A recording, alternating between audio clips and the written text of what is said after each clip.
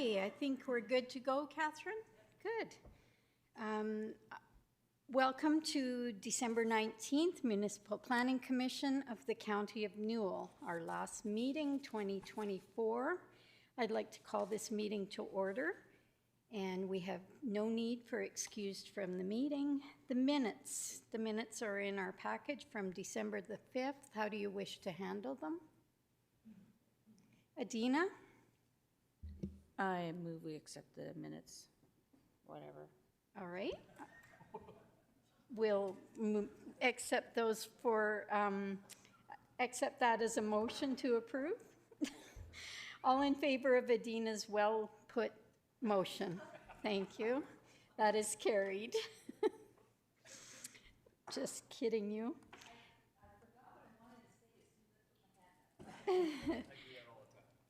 Do we have any post-agenda items? Seeing none, a motion to approve the agenda. Lynette moves to approve the agenda as presented. All in favor of that motion? That is carried. We have item 6, a subdivision. Maria, you're here to take us through that? I am, thank you. Good morning.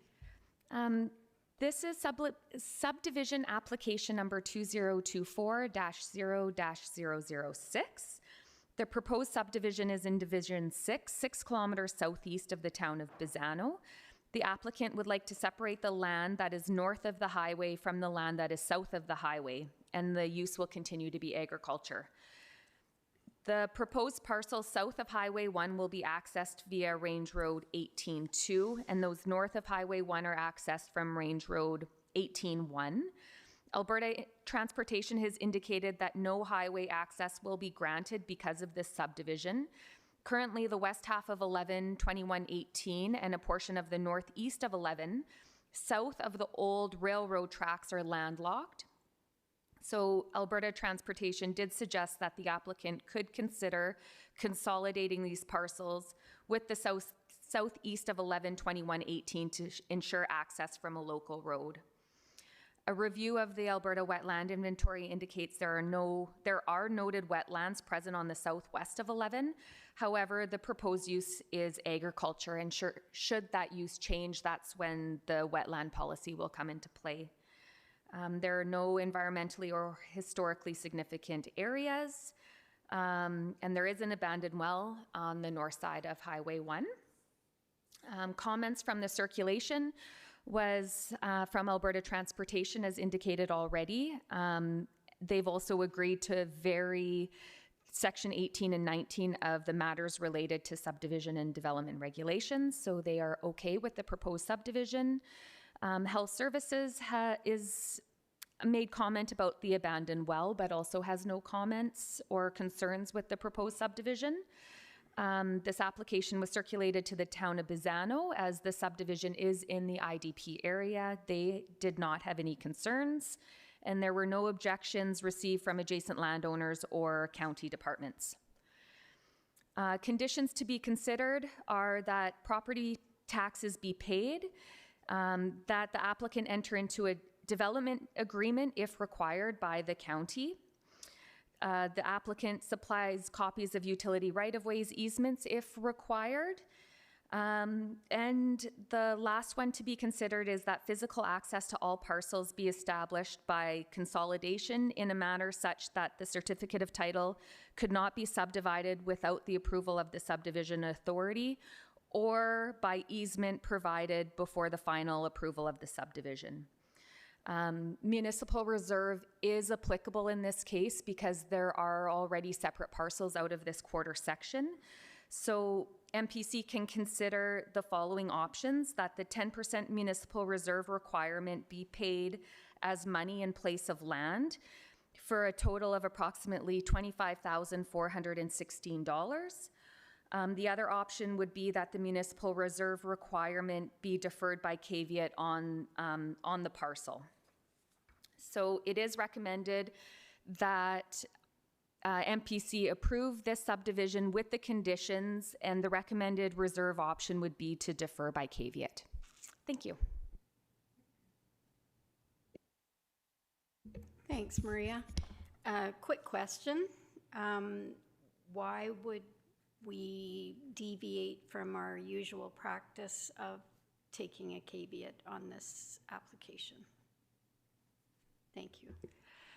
That is a good question. So if I look at subdivisions historically, for large parcels that remain agriculture, it has been deferred by caveat in the past.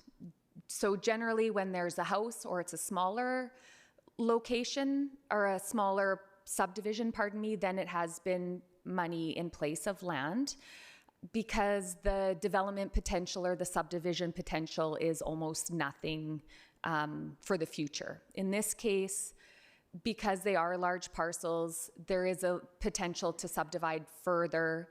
The current use is agriculture and will remain agriculture. I think that requesting that the money in place of land at $25,000 might not be feasible for this type of subdivision. And then secondly, my question is, what is the purpose of this, all this work? Do you know? Is there an imminent sale or something like that ahead for this area? So actually the same landowner did similar subdivisions, I think in 2020. So this whole piece is one title. So everything north and south of the highway. And so what I think probably happened way in the past when that highway was put in, they didn't complete the subdivisions or the title changes at that time. So by subdividing what's north and south, or I guess east and west, however you look at this map, it does give some flexibility to the landowner then for potentially selling or utilizing land on either side of the highway. As far as what is imminent, that I'm not sure, but it does lead to the potential sale. Thank you. Are there any other questions? Neil, and then Amanda, then Alan. Yeah, two questions. Is this irrigated ground? No, it is dry land. I think it's kind of a natural for a future subdivision, and I'm not so sure that letting them off the hook for the 25,000 is the way to go. Amanda? Is the applicant considering consolidation with Southeast 112118? Yes, Maria. That's a good question. So if I put myself in the landowner's shoes, I guess. So right now, access is from this range road right here. They own all of these pieces here. So really, they are using their land to access these points. If they consolidate, then in the future, it's one parcel, which I think reduces the ability or the flexibility to sell parcels off, if that's what they choose. I don't know this, but this is what I'm thinking. So right now, if they don't consolidate, this parcel could be sold to this landowner, potentially consolidated if they wanted. This piece could go, to this parcel, or so there is more flexibility in not consolidating.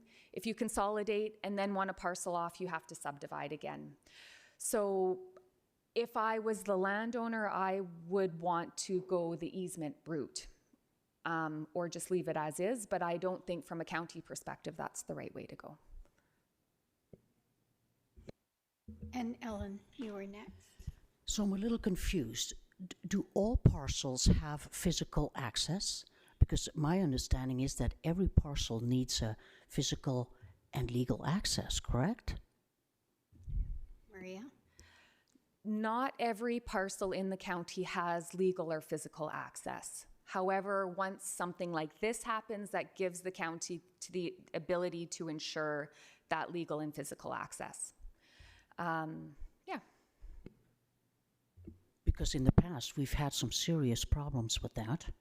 So I think, when it gets sold again, there could be problems in the future. So I think it should have physical access, every part. And I think what I heard Maria say is the way it is now, they all do, but there's potential if a sale was to come along. Yeah, Maria, correct me if I'm wrong. Yeah, so this parcel here and this parcel here do not have physical access. And the reason for that is that Alberta Transportation won't provide access off the number 1. So currently it's access through this parcel to here. And actually this parcel also doesn't have physical access or legal access. However, because the same owner owns all of these, that alleviates that.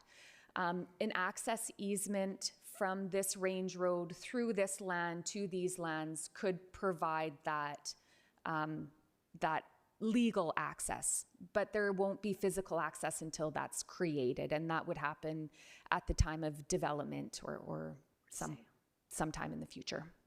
Yeah, so for now, we're good. Holly? Two things. A question just is, this is typical, how much the railway cuts up stuff, and then is it all lot, block, and plan numbers? Just curious how that works. And secondly, in follow-up to Neil's comment, his application said his plan is to sell the land. So if he's doing development, then that would be paying the fee would be something we should consider paying it now, I think. Okay, not so much a question, but a comment. Arnold? I guess I would look at it differently because it's not being developed. I think the detail that you've provided is good, that this is remaining as agricultural land. It's when it's developed that municipal reserve kind of kicks in, because that's about people access and people services, not just agricultural land, correct? Maria? When it's subdivided further, yes. So in this case, this portion south of Highway 1 could be looked at to be sold. It is zoned agriculture, so those are the uses that have to happen on that property. If, say, someone wanted to start an industrial or a commercial use, then it would have to go through a land use amendment.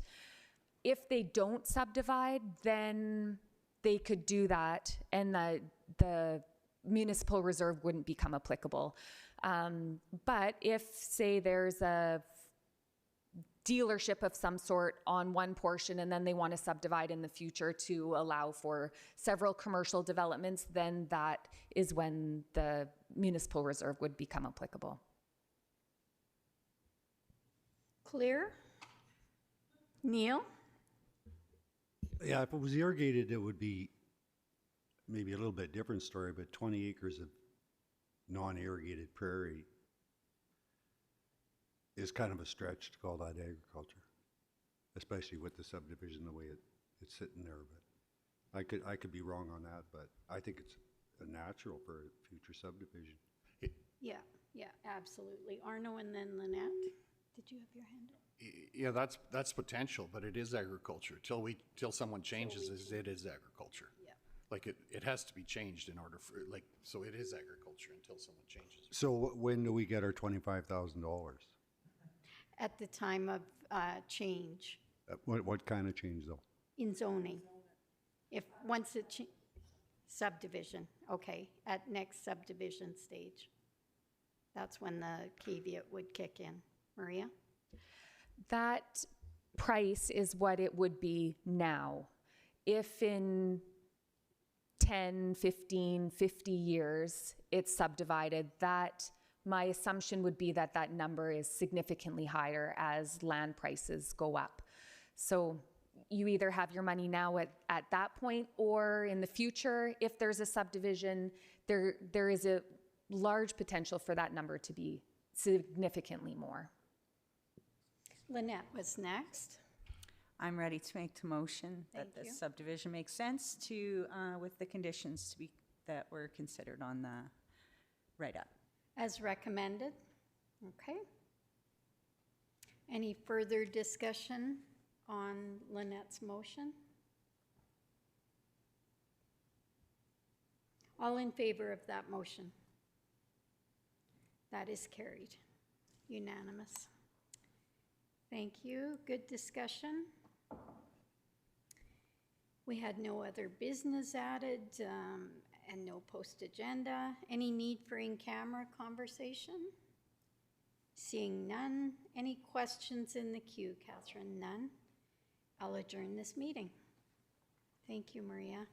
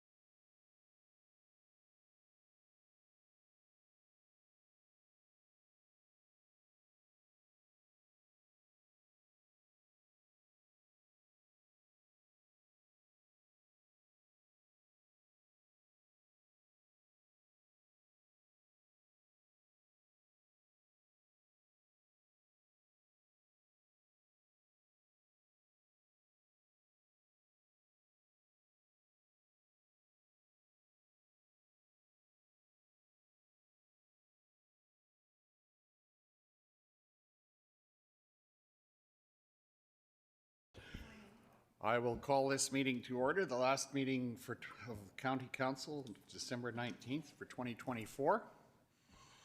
There's 10 of us here, so there's no one excused from the meeting. We have minutes of the December 5th meeting that have been circulated. Is there any errors or omissions, or if not, a motion to approve the minutes as circulated? Kelly, motion? All in favor, please indicate. That is carried. Thank you. Are there any post-agenda items to add to the agenda today? Seeing none, adoption of the agenda. Does someone have a motion? Amanda, please. I'll make that motion. Thank you. All in favor, please indicate. That is carried. Thank you. Are there any notices of motion or any questions in the stratosphere? Nothing? Okay, we'll move forward then. I will note with regard to our agenda that we have a number of delegations this morning and also one at 1 o'clock this afternoon. So we will try to adhere to those as quickly, as punctually as we can, although we're already late. But having said that, I will call Mr. Todd Green to the mic, please, and we will move to item number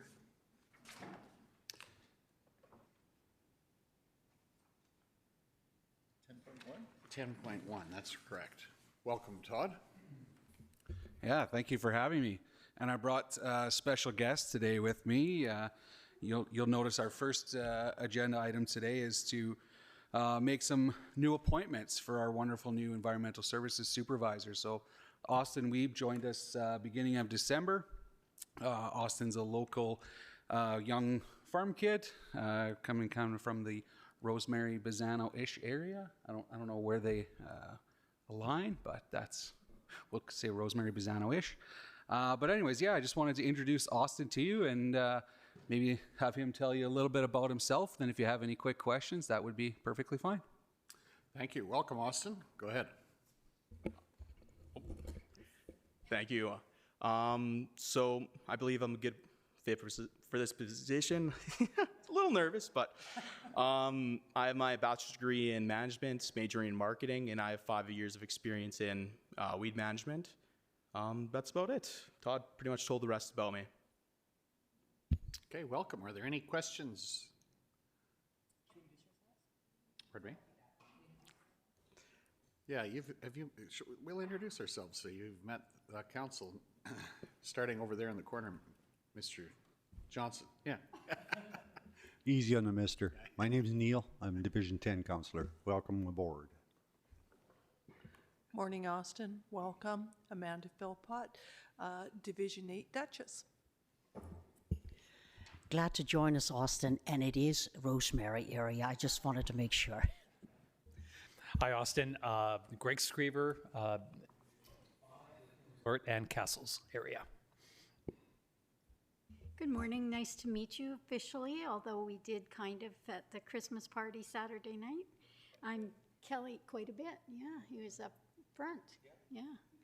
I'm Kelly Chrisman from the west side of the county, Div 6. Okay. Arno Dirksen from GEM, and again, welcome. Good work, Austin. That is the hot seat, so you are supposed to stumble from time to time, but everybody's friends around this table. Good team. Glad to have you. Hello again, Austin. I'm Holly Johnson from Scandia, right here in Bow City, and I love to talk about Downey Brome.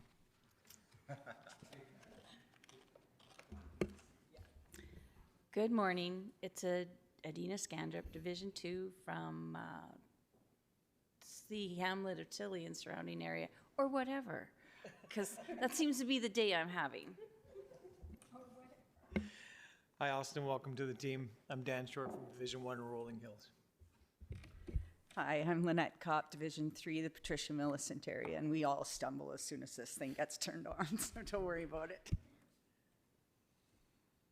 Okay, excellent. You've got other things to take us through as well, right?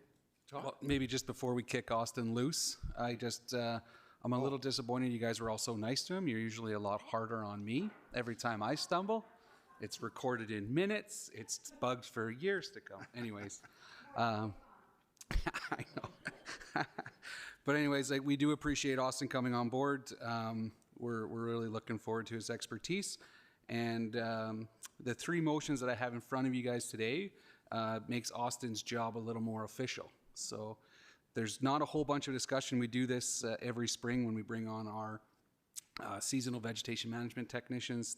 These appointments allow Austin to become a weed inspector, as well as a pest officer and a soil conservation officer. So without further ado, I would turn that back over to Arno. Okay, thank you. Do we have some, where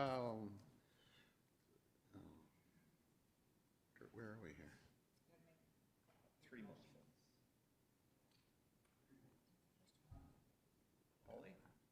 Holly, go ahead, please. I'll move that the County of Newell appoints Austin Weeb as an inspector pursuant to Section 7 of the Weed Control Act until such a time that his employment with the county ceases. Thank you. All in favor, please indicate. That is carried. Motion 2. Motion number 2. Lynette, please, go ahead.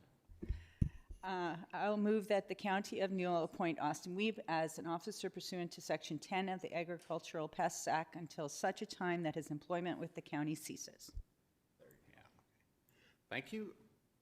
All in favor? Or your question or all in favor? Please indicate. That's carried. Thank you. And motion number 3. Ellen, please. I'd like to move that the County of Newell appoint Austin Weeb as a soil conservation officer pursuant to Section 15 of the Soil Conservation Act until such time that his employment with the county ceases. Thank you, Ellen. All in favor, please indicate.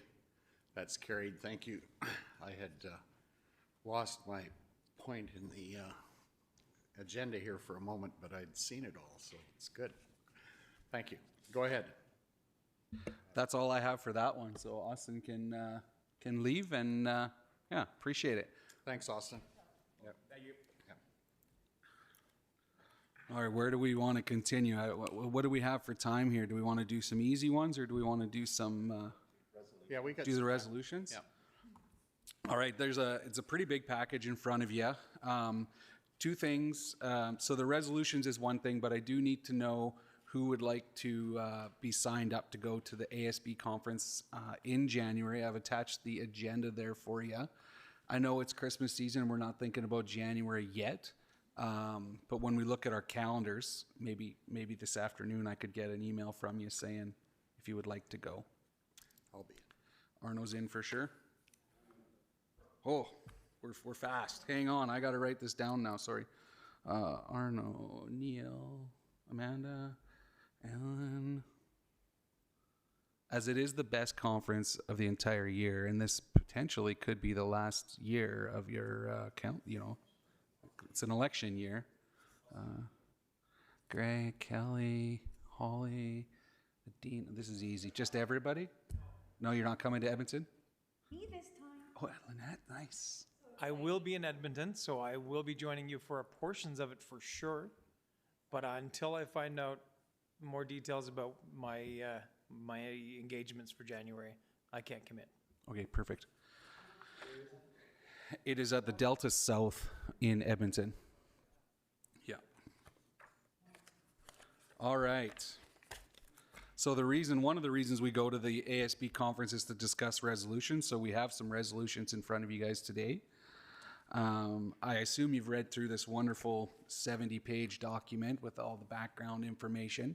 Typically, the meeting that we have before the conference, we kind of get a feeling for where we're at, and then we listen at the conference to make our final determination, unless there's something we absolutely know we support or don't support.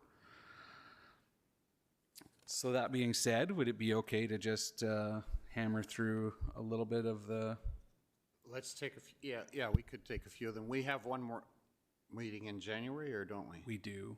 Yeah, January 16th, I believe, is the date that... Are you okay postponing that till January? Watch this. That's quick. Yeah, we can. Yeah, we can. Christmas is coming. Let's do that. Yeah. Okay, and that would be fine too, because that really gives would everyone give a us chance time. to look at them, and then we can. Yeah. Maybe a little more detail. Okay, and I apologize. Yeah. That was easy. So let's just move on to the next one then. Calgary Stampede Farm Family. So we discuss this one every year. We have the wonderful opportunity to nominate a farm family for the County of Newell.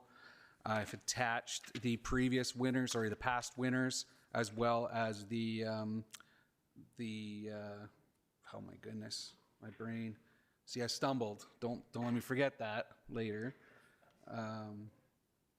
The selection guidelines for the the BMO Farm Family Awards. In the past, we've had some wonderful farm families, and we have a lot of wonderful farm families still to go. We have a few different divisions that have less than other divisions. So if there was some consideration for that, Division 3 and Division 7, Division 10, and Division 1, I guess, all have 2, and some of the others have 3 or 4. So if we have some great farm names, I think that would be fine to...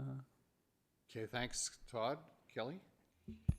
Todd, that list is missing out of our package. Just, No, it's not? It's in there, yeah.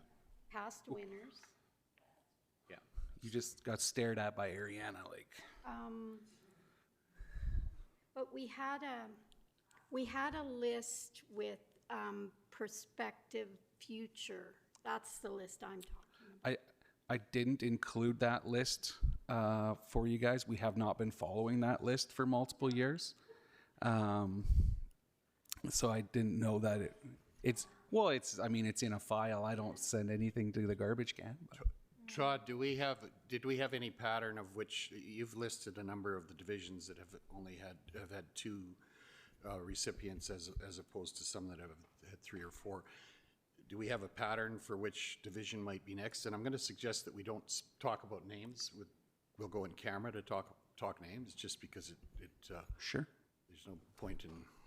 I just think that would be better. But is there a pattern? There is no pattern at all. Okay, let's discuss which division then we might want to go to. Go ahead, Holly.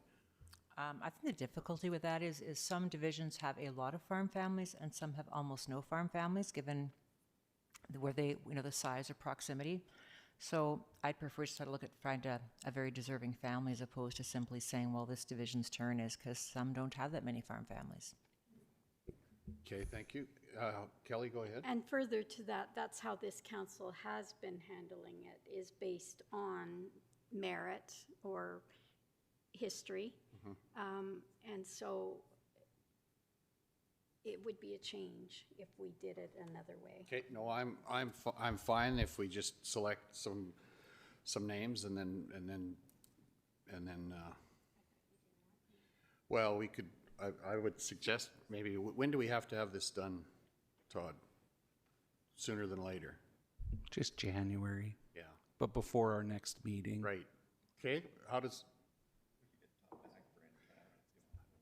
why don't you come back to in camera? Why don't I do that? And I'm going to suggest that council think of the names that you might want to put forward, and then we'll deal with it that way. Go ahead. Could I also ask for that perspective list? Because I don't remember who was all on it, and I know there was some that probably should have. I love how we change every year. This is so much fun. I thought I had her nailed this year. We were just going to continue on. What I'll do is I'll forward you guys that list when I get back to my office, and then we'll discuss in camera. And just so you guys know, it like picking a farm family for our area is actually quite easy when you look at the selection guidelines. We have some amazing farm families in our municipality, and I suspect other municipalities have this same situation. I think that's the highlight that I'd like to highlight too. There are a lot of deserving and outstanding farm families, and we have to select one. So I think that's why I just as soon discuss that in camera, because it's not a matter of merit specifically or anything like that. There's a lot of deserving or meritorious farm families that would be deserving. Some big words, Arno, but I know. Well, agriculture, right? Yeah. Okay. All right, so then as we're doing really good getting rid of stuff to this pile over here. Yeah. The last thing that I had on the list for now, I guess, is just the Coyote Control Incentive Program. Would you like me to? I'd love to handle that right now. You'd love to do that one, and we can probably do it fairly simply. This one hasn't been super contentious in recent years. We do, as part of the policy, we do like to review the Coyote Control Incentive Program policy annually to determine its effectiveness. We have been running this program since around the year 2000. We think it's been effective at reducing coyote populations at a very peak predation period. Calving and lambing happens around the same time frame every year. So by reducing the problem coyotes before that time, it also reduces the losses that our producers see. We, Catherine sent out a wonderful social media post that I think hit every corner of our province. And I have had, if it's not a dozen conversations about our CCIP program, it's not one. Cypress area is looking at implementing a program. Not necessarily the county, but some of their associations locally are trying to figure out a solution.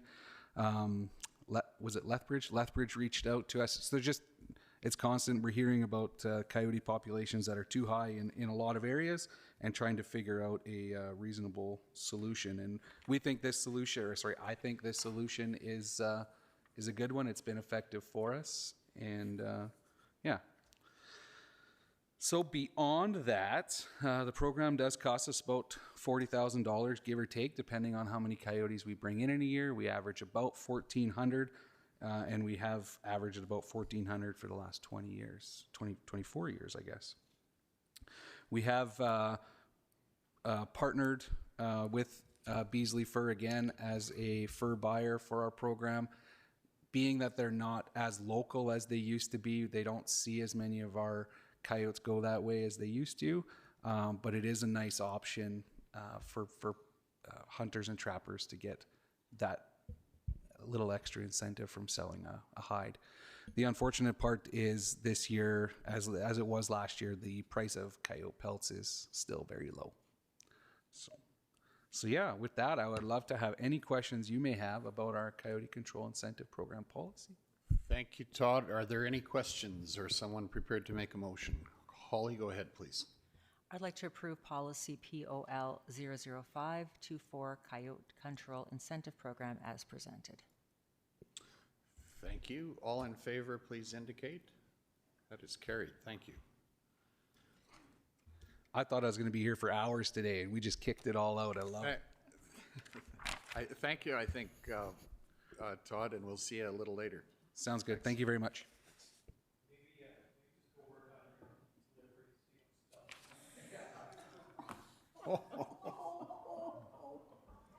Zing. Okay. We'll just keep moving on. We've got Maria here. It's administrative. Keep going until the clock gets here. Yeah. Welcome, Maria. Let's move on to item number 11.1, right? Road closure approval to proceed with the Snake Lake Reservoir. That's welcome, Maria. Hello, thank you. This is an approval to proceed for a road closure. The EID will be expanding the Snake Lake Reservoir, and they would like to close and purchase the road allowances under the existing reservoir and the proposed expansion. The lands would encompass approximately 20.3 acres under the existing reservoir and 12 acres under the proposed expansion. The subject lands are in Division 5 and 6, southeast of Bizano, and the EID has applied to close the road allowances and purchase the land. The values obtained from the county assessor are $500 per acre for the roads that cross the existing portions of reservoir and $900 per acre for the expansion. So the total would be approximately $20,950, and that would be finalized once the survey is completed. I'll just expand this. A portion of the Snake Lake Reservoir may be considered crown claimable, so that is this portion right here. It actually has crown on title. I did reach out to Alberta Transportation and Alberta Public Lands in May of 2024 for input on the option to sell the road allowances. There was no direction received from the province. The Minister of Transportation and Economic Development must approve all road closures, and the application will be circulated prior to the public hearing. So the province will have additional opportunities to provide direction or comment on the application. So I did wait quite a while to hear from them, and then the EID and myself decided to move forward, and they'll have the option to speak to it again. Consideration should be given to public access to the reservoir. If a portion of Snake Lake Reservoir is Crown claimable, access to that portion should be maintained. The EID applied to close and purchase the road allowances under Lake Newell Reservoir in 2016. At that time, council decided to move forward with the road closure and lease in order to maintain that public access opportunity. So the options that council could consider are to approve the road closure and lease application and move the application be advertised for public hearing.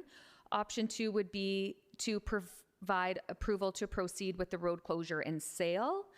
Or option 3 would be to refuse this application. So the preferred strategy would be option 1, road closure and lease, because this is consistent with past practices and preserving the road allowances. The applicant will submit the road closure application fee and will be responsible for either the price of land or entering into a lease agreement should council decide to move forward with this. Thank you. Thank you, Maria. Are there questions? Lynette, please go ahead. I was just looking for a little more explanation on the access. So if we were to close the road and sell it, then you can't get right to the reservoir? Is that the whole idea there? It would be recommended that the road closure happen right from property line to property line. So if I'll just zoom in here as an example. Here, the road closure would be from here to here.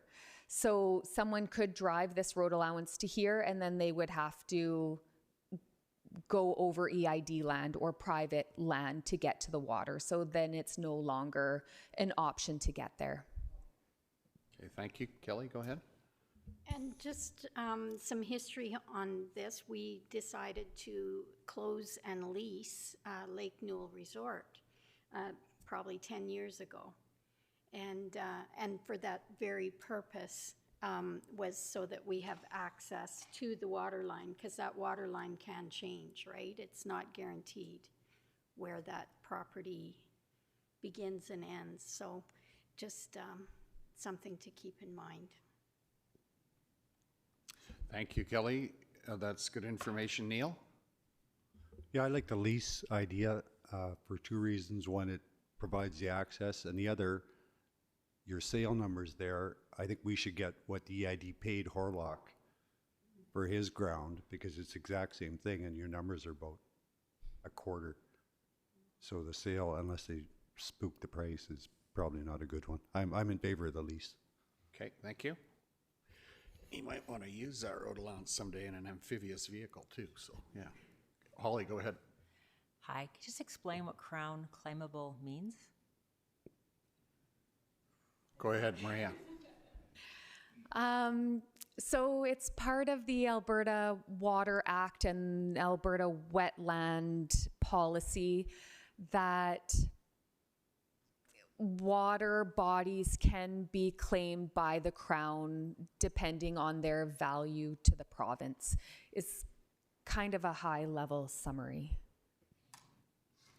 Thank you. Are there any questions, or are we ready for a motion?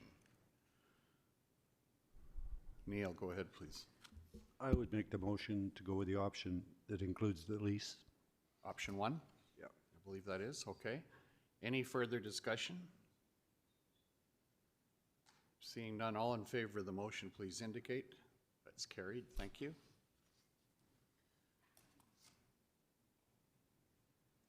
Thanks, Maria. It being 10:45, I'm going to suggest we move to item number 9.1. Request for a letter of support from Pace Canada Development.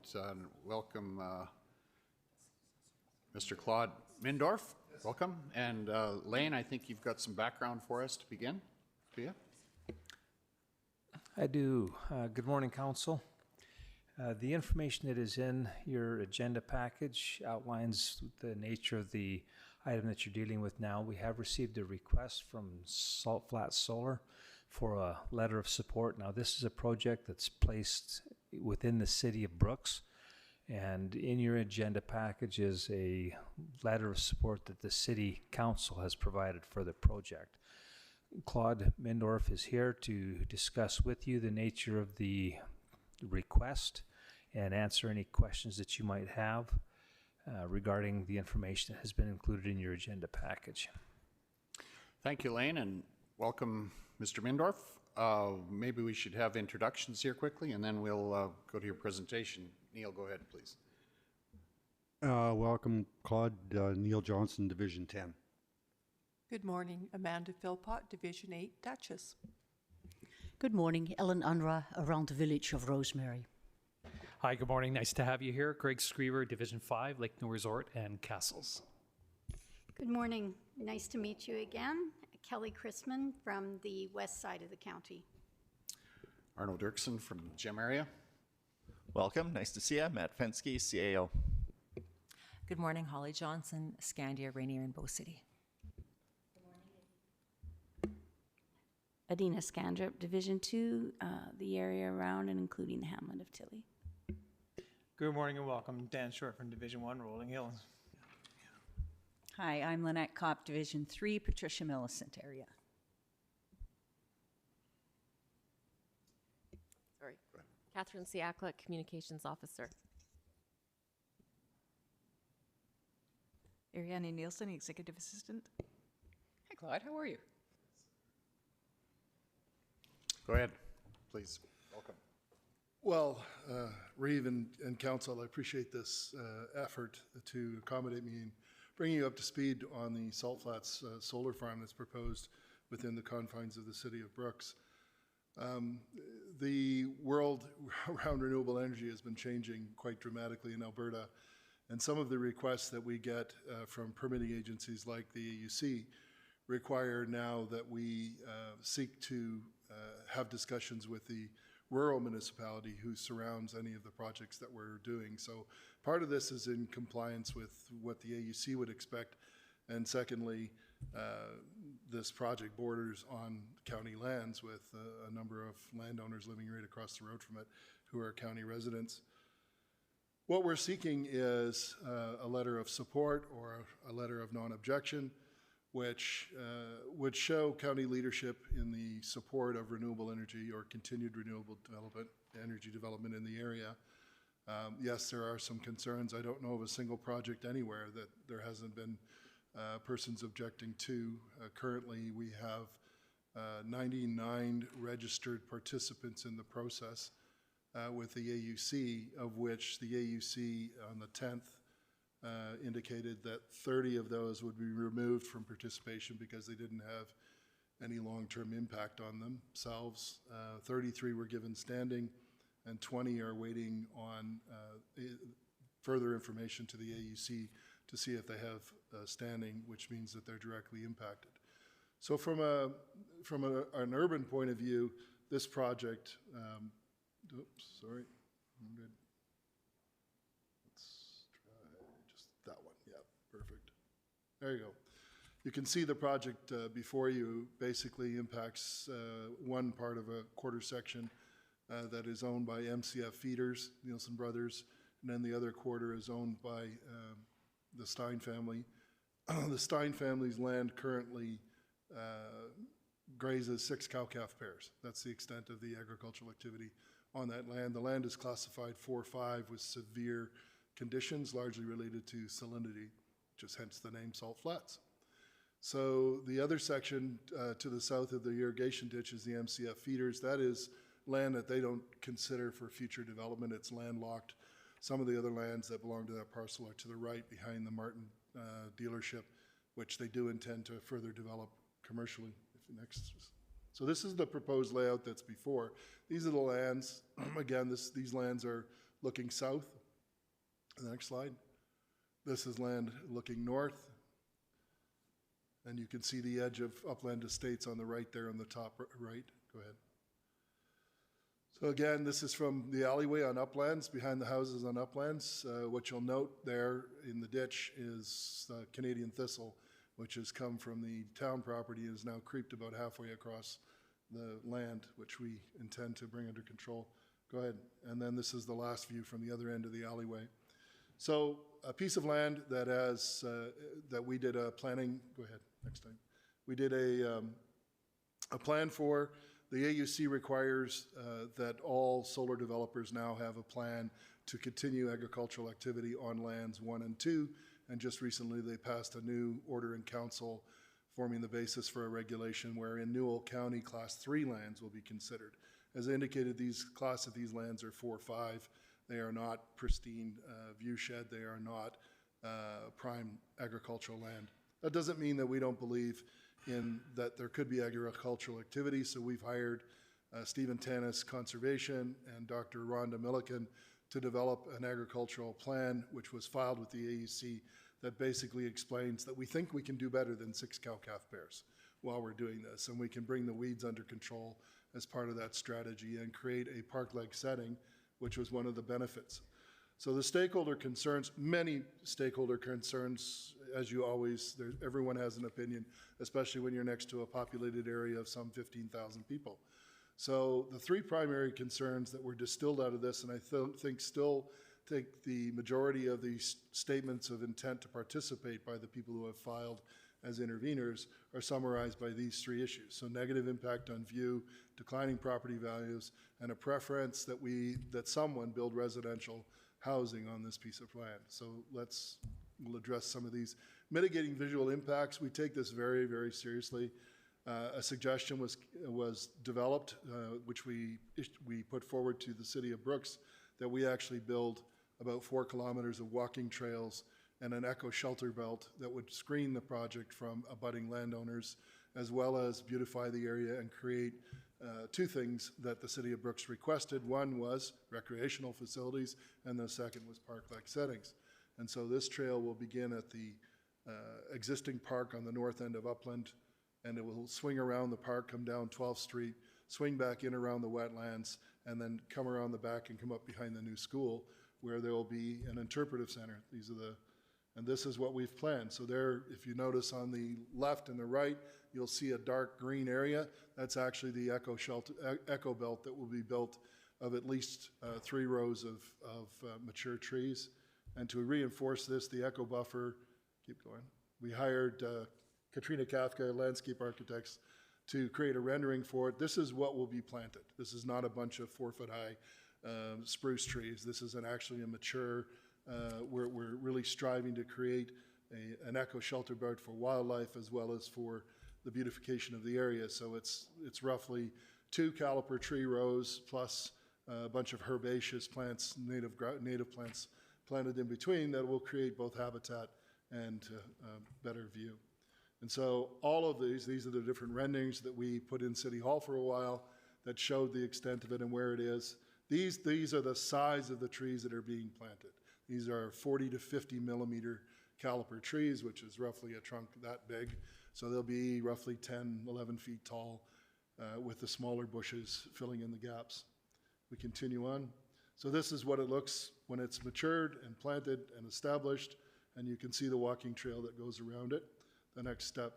So then we actually finish this behind the school. There's the school playground chain link fence, and this is the end of Upland, so the south end of the Upland alleyway where we have an interpret center. So on one end is a playground, it goes around the park, comes back, and you end up in an interpretive center behind the school for ongoing children's education. And that's where we also have a water fountain proposed both for dog watering or animal watering as well as human rehydration. So understanding the property value issue is a complex one. We've studied it for years. Essentially, what we wanted to know was what would the impact be. Most of the studies that we looked at indicated that there would be either negligible or no impact to tax assessments, and you're going to see a little bit of work on this. We're waiting for the Alberta Utilities Commission actually to take a stand on the work that we just submitted with the Caroline project, which was to hire a U.S. expert to prepare a report for us. In the meantime, we did the next best thing, and although this is just, this isn't an empirical study, we actually hired Altus, who is a tax consultant, who advises municipalities and industries on both provincial and federal taxation. They looked at the recent sales and the tax record that was supplied by the county for houses surrounding Brooks 1 and 2, which are existing projects built near an urban center. Go ahead. So the property values, again, it's a complex issue. The research findings are mixed. In actual fact, most of them say there's no meaningful impact. And one of the interesting things is where projects are supported by the community, there's an even less impact because it's viewed as a positive change. Partly the reason why we're asking for your statement is that this is not necessarily a negative development and has many cumulative benefits to the communities. In general, the closer the homes are, obviously that almost sounds like logic, the more impact there is. Some of the factors that can offset negative impacts are just what we're doing. Landscaping, provision of community benefits such as the recreational trail, and just in general paying attention to setbacks and not building something that is in a person's backyard. So this is what Altus did. They looked at the recent sales from the real estate board, and they looked at the assessed value of these houses that were sold. So on the left, you'll see how the taxation changed between 20 and 23. So in the first case, the value of the home went down, but in all the other cases, with the exception of one more on the second slide, they all went up while the project was in existence. And in actual fact, the sale price was higher than the assessed value. So it's not empirical, but the evidence is stating that the Brooks 1 and 2 are not depressing property values from recent sales. Next slide. Can't miss the benefit. The $311,000 a year for currently a piece of agricultural land that pays $250 to the city of Brooks. It's hard to argue with the numbers. This is something that will go up, up, up, up until it starts to depreciate and bring in millions of dollars of tax revenue over the 30 years to the city of Brooks. The preference for residential development was the third concern, and we looked at this. We hired a planning consultant, filed a planning report with Brooks. Basically, Brooks agreed with the fact that nobody's going to come in and service this land for $9 million with a pump station. The land is close to even closer to the feedlots to the north and west. And essentially, the solar array is a good alternative. It's a very quiet neighbor that exists, doesn't disturb anyone, and to which we plan to have continuing active and passive agriculture go on. Next slide. So these are the conditions. Initially, the city of Brooks sent a letter to the AUC asking for a bunch of things to be considered, and we went through these with their planning consultant, and you can see all of them were checked off. Next list. So quite an extensive list that the city looked at. And then the next slide. And in the end, we had asked the city for a letter of support once we filed with the AUC, and they saw that we were proceeding with the process. They did in fact bring out a letter of support, which is stressing some of the benefits that we've talked to you about today. Why is this important? It's important that municipal leadership show just that, leadership, that they have a position on the issue. Not every project unequivocally deserves your support, but in this particular case, I believe that it is incumbent with all the sort of negative press that's been going on about renewables of late, and a lot of it unfounded, that leadership come out of the woodwork and say, we think this is a good thing for the county, we think this is a good thing for the city of Brooks, and it's been well planned and well thought out, which I believe it has. We've addressed everything. Go ahead. So the summary of the questions, this is why I'm here for you. If you haven't received this from the AUC, you very well may receive. This is what Clearwater County received on our Caroline project. They asked, has this development, is it consistent with the area structure plan that is jointly between Caroline and the county? Are there any outstanding concerns that Clearwater County had, and the remaining questions that they might have after amalgamation? So a very unique situation as recently as we've gone through with the village or hamlet of Tilly, where Caroline essentially couldn't be operated on continuing conditions, and just received an order in council to amalgamate with the county. So now the county has to have an opinion on this. But even before that, the AUC had been stressing that the embedded, where the project was embedded within an RM, that the RM be consulted. And so I know some of your councillors were aware of it, but this is our opportunity to present what we filed with the AUC. Next. So there's the, if you look at this closely, you'll see that there's yellow and purple dots in here. If I could blow it up, that's a record of people that have filed concerns or statements of intent to participate. And you'll see that there's a cluster of them across the road. You'll see that there's a cluster of them in Upland Estates, and then there's a bunch scattered throughout the city of Brooks and even into the county. And it's really those county residents across the road and the other ones further south, which don't show here, to which you have the ability to speak as the representation.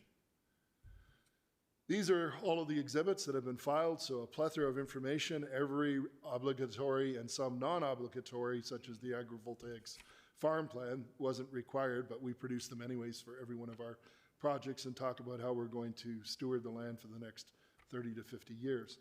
But as you can see, extensive studies, all of the mandatory agencies like AEP, who required study, the glint-glare analysis, the noise analysis, even the decommissioning finance structure. And recently, next slide, you'll see that the government has moved to instruct the AUC or provide the market with instructions. So they have created new ministerial orders for regulations to be formed and developed at the AUC regarding agricultural class 1 and 2, which now require an agrivoltaics or a farm feasibility plan. We've always been doing that, so that was nothing new to us, so the risk to us is relatively low. The reclamation required that we had a workable solution that included, in our particular case, cash that is available to the landowner should something happen to us in default, so that was taken care of in that regulation, and we're not in an area that's considered a pristine land viewscape by the government of Alberta, so that regulation had no impact on us. So as you can see, as the government moves to sort of answer some of its own questions, the way that we're doing the development process is actually kind of leading them. I like to say that they've adopted the word agrivoltaics in their language because we put it there, and it's probably quite true. Next slide. So these are the key dates for this particular application. Given the number of persons that are responding with statements of intent to participate, the AUC has said that they're going to hold a hearing. Currently, they are working on that date. I think it's going to be sometime in April, given their normal modus operandi, but we don't actually have a date of when the hearing, oh, sorry, I apologize. The hearing date has been established. I was thinking about another project, which is March 3rd through the 7th, so it'll be online. You can actually attend it on YouTube and listen in.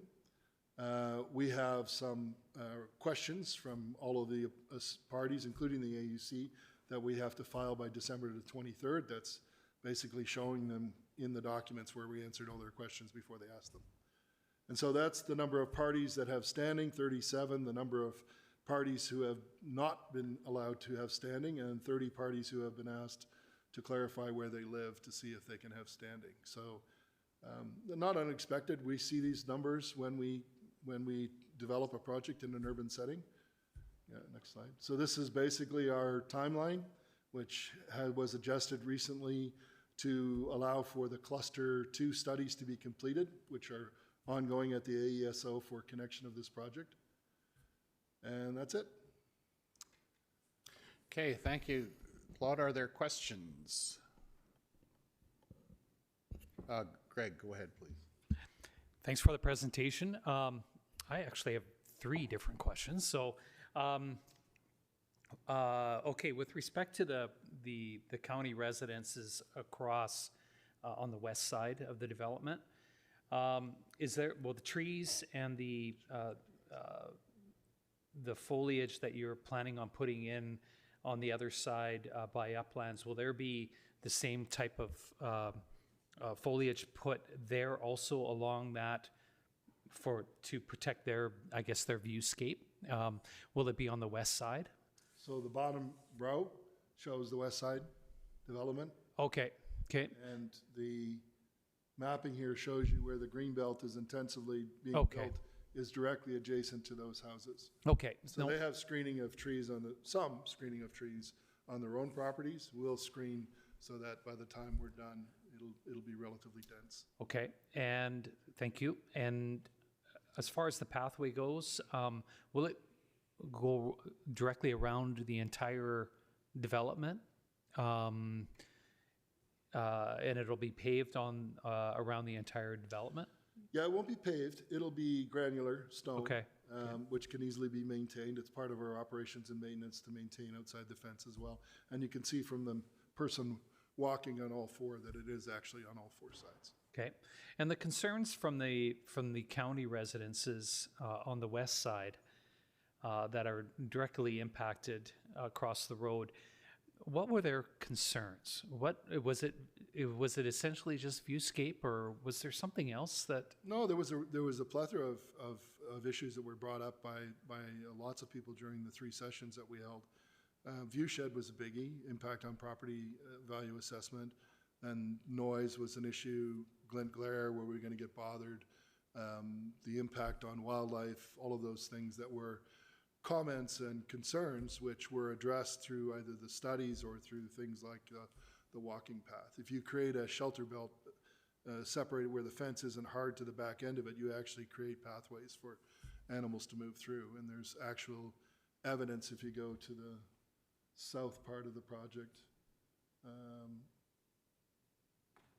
So over behind us, there's a ditch with a very well-formed, it's kind of like no man's land out there behind the car dealership. There's a ditch there that provides the same thing. It's like a shelter belt, and the animals can actually see the walking trail. Okay. So this will actually provide them security, as it were. Okay, thank you. And as far as the solar panels on the west side, from the road to where the solar panels start, how far does that need to be as far as the regulations go? So there's the setbacks. So from 12th Street, it's 50 meters to the road and 100 meters to the closest house. So that's in the county residence. And then on upland side, it's 40 meters from the road or alley and 50 meters from the closest house. And so it's closer to the residents, but that was generally speaking because we had a big enough setback on that side and we gave up a bunch of land. We actually moved the rows back in, but we were trying to achieve the megawatts that the wires can take. And so this was what we came up with. Originally, the city of Brooks had asked for a 150 meter setback, but there was no rationale to that. The planner said, oh, let's do 150 meters. That was the only one of all those checkmark things that we couldn't do, and we told them and explained to them that you're going to take 3 megawatts of production out of here by that setback, and there's no physical or natural noise or glare that's going to be improved or decreased by moving them back 150 meters. Sorry, just to confirm, did you say 20 or 120 from the west? It's right now to the houses, it's 100 meters on the west side. 100 meters? Yes. That's a long way. Yeah. But you have a roadway in between as well. Absolutely, yeah. It takes up a lot of that. Yeah. So there was a natural separation from having the road there. Okay, thank you. Greg, Claude, Dan, go ahead, and then Holly, please. On the west side, there's the segments of trees that block the view for each one. Is there going to be a way where those homeowners would be able to request that that be a continuous row of trees? Because I can see if I owned that land and I was opposed to it and then it got built, I would look at it and be like, well, they could have at least made one continuous row of trees. Yeah, we could do that. I mean, that's part of what we would, so we get the AUC approval, we still have to go back to the city of Brooks for DEF permits. And that's normally a discussion where you would have engineered drawings, they would be built to building permit spec. And there's things like stormwater management studies that have to be done. That's all done part of final engineering, which would speak to that. Okay, thank you, Holly. I also echo Dan's question about the eco buffer being continuous. That was a concern for me as well. And I'm curious about the shape. What were you trying to avoid or needing to avoid that you have the interesting design? Those are wetlands. And part of our plan is to demonstrate that solar development can actually be a vehicle for improving wetlands. If you've seen those wetlands, actually the little joke, the CBC journalist that interviewed me on site about this project way back when the abeyance order came on, looked out and looked at the condition of those two wetlands and said, what's that growing in those swamp? And I basically said, one person's swamp is another person's wetland. And then explained that we've actually applied for a grant to do some restorative work in those wetlands and then do the research on how well it takes. And so we've carved big areas out so that wetland actually isn't stressed. Okay, thank you. One more question, Holly, go ahead. We've seen some other developments that we thought would go ahead that have not. What potential is there for this to get held up by something that's unexpected? Like how sure this will go forward with minimal issues? Well, I don't know. I've lived the last 18 months when is the next shoe going to drop? Our goal is to continue to move ahead with this development. We've paid the GUOC on it, which is the generator underwriters, which means that we have to pretty much stick to our schedule or we lose that money. And that's a show of confidence. We're actually working with the landowner to turn this land over next spring. We didn't want to do it in the fall because we didn't want blowing dirt all over upland estates. So we're going to do it in the spring and seed it down to some type of salt-tolerant grass under probably a salt-tolerant barley, and then begin to restore the land, because one of the things that we want to have is an established seed bed of grass before we start construction. And that's the biggest mitigation to things like dust during construction. We've done it both ways, and now we're firmly in the camp of having a hayfield there when we start. What's growing now? It's been farmed? Right now, it's just weeds. Okay. It's very poor. Yeah. Again, 6 cow-calf pairs. Yeah. So. Okay. Lynette, please, go ahead. Have you looked into an agreement with the EID for water to be able to get these trees to establish? Or how are you planning on that? There's already an agreement with the landowner. There is a turnout there with EID water. Yeah. So our goal, again, is that these shelter belts would be irrigated. Yeah. If you don't have water, you don't have trees. Okay, Dan. This is a really good proposal. I think this is good for the city of Brooks. As a good neighbor, it'd be good for us as well. I think you've done a great job of answering all the issues people have had. And then down the road, there is an opportunity to ask to get that made a continuous eco buffer. With that, I'd make the motion that we write a letter of support for this project. Okay, thanks, Dan. Ellen, go ahead. I just had one question. Did the AUC require Pace to put up a bond for future reclamation at all, or what are the plans? Yeah, so you'll notice that one of the regulations that came out recently from the government of Alberta, sorry, just let me, no, sorry, that's all the appendix ones. So the new ministerial orders, you'll notice the second one is reclamation. So there's been a lot of kicking around with the AEC over what is appropriate, obviously because of the Orphan Well Association debacle, who is going to require what. So the AEC has been looking at different developers' approaches to this. So our approach is from the lease document from day one. We stipulate that we will be depositing up to $50,000 by year 10 per megawatt. So a little over $1 million worth of cash, and at no time does the value of the assets fall below a metric of almost 5 times the cost of salvage and reclamation. So, and this is all filed with the AUC. There is actually a reclamation of how we're going to do it. And the company that's doing it, I'm proud to say, is now doing solar panel reclaiming in the Brooks Pheasant Hatchery. Took us 3 years to get them there, and now they're there. And they're setting up shop, and they're bringing a mobile crushing lab there in January to start recycling some of the 10,000 panels they have in storage there. So we've worked with what we consider a serious industry leader, brought industry to the county to do this. This is a problem that both wind and solar, there is no sort of proven recycle chain that goes with it, but this particular gentleman, Dan Carochi, has probably been on 80% of all the renewable projects in Canada as a contractor, and he worked with Mohawk College to develop this technology.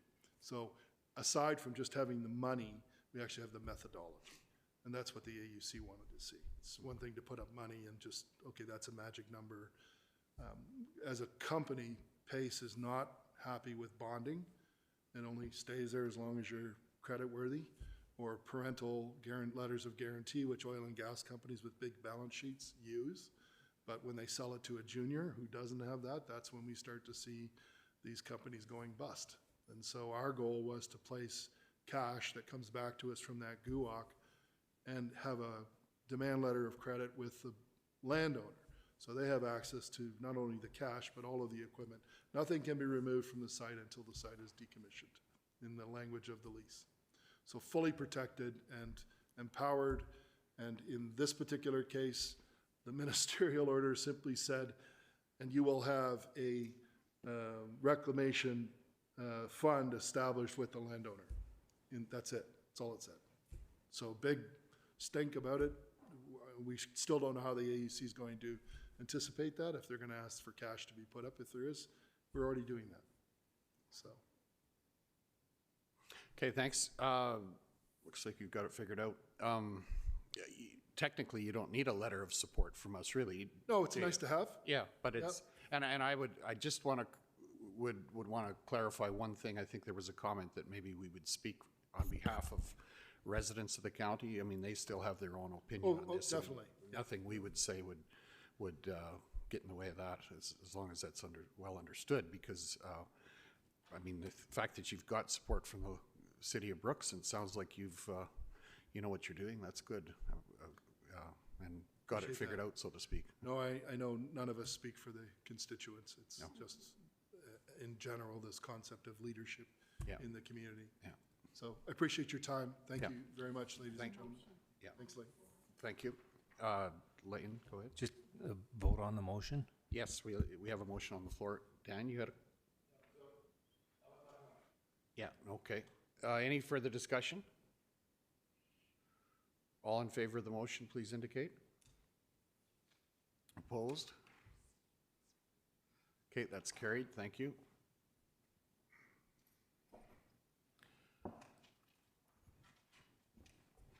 We'll get these two policy pieces before public hearing 11.2. Okay. Let's go back to 11.2. Policy review, policy 051-24, information technology. Matt, you're going to take that? Yeah, our Director of IT is taking a much-deserved break, so I'll put on my Director of Information and Technology hat this morning. Doing a little bit of housekeeping with our ongoing policy review. Kudos to Roberta and her team. They've been through the half dozen or so policies here related to IT, social media, how we deploy mobile devices, so on and so forth. I'm quite happy that they've reduced the page count and got it all into one nice, concise policy for you. It is presented for your consideration and approval. If there's any hard questions, I might just defer to Roberta, but I am open for questions there. Thanks, Matt. Are there any questions? Seeing none, looks like it's a good document. Is someone prepared to make a motion? Lynette, please. I'll make a motion that policy POL 05124 be approved as presented. Thank you. All in favor, please indicate. That is carried. Thank you. Let's move on to item number 11.3, policy of 052-24 investment. Stephanie, welcome. Hello. Here's another policy for review. This is our investment policy. We made just some slight little edit changes, formatting. There was still a paragraph that referenced the manager of finance. And then we did add in a line item that states that we will have dual authorization of any investment decisions for internal control purposes. That's really all we changed. Okay, thank you. Are there any questions? Kelly, go ahead. It may be just the way I read it, but dual authorization, does that mean 2 of the 3? Yeah, okay, thank you. I'll make a motion to approve. Okay, thank you. Any further questions? All in favor of the motion, please indicate. That's carried. Thank you. Thanks, Stephanie. Let's move on to item number 11.4, correct? The resolution speaking to the opposition to the Canadian Net Zero Emissions Accountability Act. Matt, you're taking that one? Yeah, I'll introduce this one. The only changes since the last time that council sitting as committee of the whole would have reviewed this resolution is updating some of the references so they all take you to content. So a little bit of wordsmithing on the last paragraph and updating of references. Looking for council's review and approval if there's any final edits you would like to make. Today's the last day for this to make the cut, unless you want to make or consider a special meeting on Christmas Eve or Christmas Day to circle back around to it. So we had some good work from the committee, and I'm sure they're happy to entertain questions. Okay, are there any questions? And just so we understand the process, if we approve this or if it goes ahead, it will be taken to, as the notes indicate, to Foothills Little Bow in January for presentation to the spring convention. Any questions? Dan, please. Yeah, I got a couple comments. First, the research feels like it was a confirmation bias and ignores the fact that increasing CO2 will come with increases in other pollutants. The linked resources and clauses are misinforming and misleading, and it's a purely political instead of scientific. The act that we're opposing is meant to control greenhouse gases that include methane as well as CO2. Putting an end to provisions to reducing these gases could potentially have a dire effect. And it says that Alberta is disproportionately affected, but yet we actually, and I've got a chart here that shows we are the largest contributors in those industry areas that are listed. So it's not disproportionate, it is proportionate. And there is clear science to back up the claim that plants grow better with higher levels of CO2. And if we're saying we want more, then we should be saying how much more. At what point are we going to agree that something needs to be done? Just before 10,000 parts per million, when everything is starting to die? Is the drastic rise in the last few decades not enough reason to see a need for change now? And there's also studies to show that there is indeed limits to where we should be. And there's other studies to show that that maybe we're good enough. The article that was listed about the need for the increase. So the article shows evidence that the higher level of CO2 gives nearly 11% more crop cover. It does not say whether that's a good thing or a bad thing. It does say that more needs to be done to examine the other consequences elevated levels of CO2 present. It also fails to identify the effects of the remainder of the world outside of our arid climates, which is most of the world. Plus, studies and the articles are up to 20 years old. So the one that's behind a paywall is from 2004. That's a little outdated. and I don't see how making our planet better doesn't make sense. Saying that we need more CO2 to protect our agriculture is a straw man fallacy, and the claims that higher levels of CO2 are needed for agriculture is a logical fallacy. And there's, yeah, and that's easy enough to see if you're looking at it with an unbiased view. And if we're so concerned with the loss of economy and GDP, where was that concern when our county lost it on $230 million due to provincial changes in renewable energy sector? The resolution is just pure politics, and I don't want any association with it. So I am definitely opposed to passing this resolution, and I'd like to see a recorded vote on the motion. Okay, Kelly and then Neil.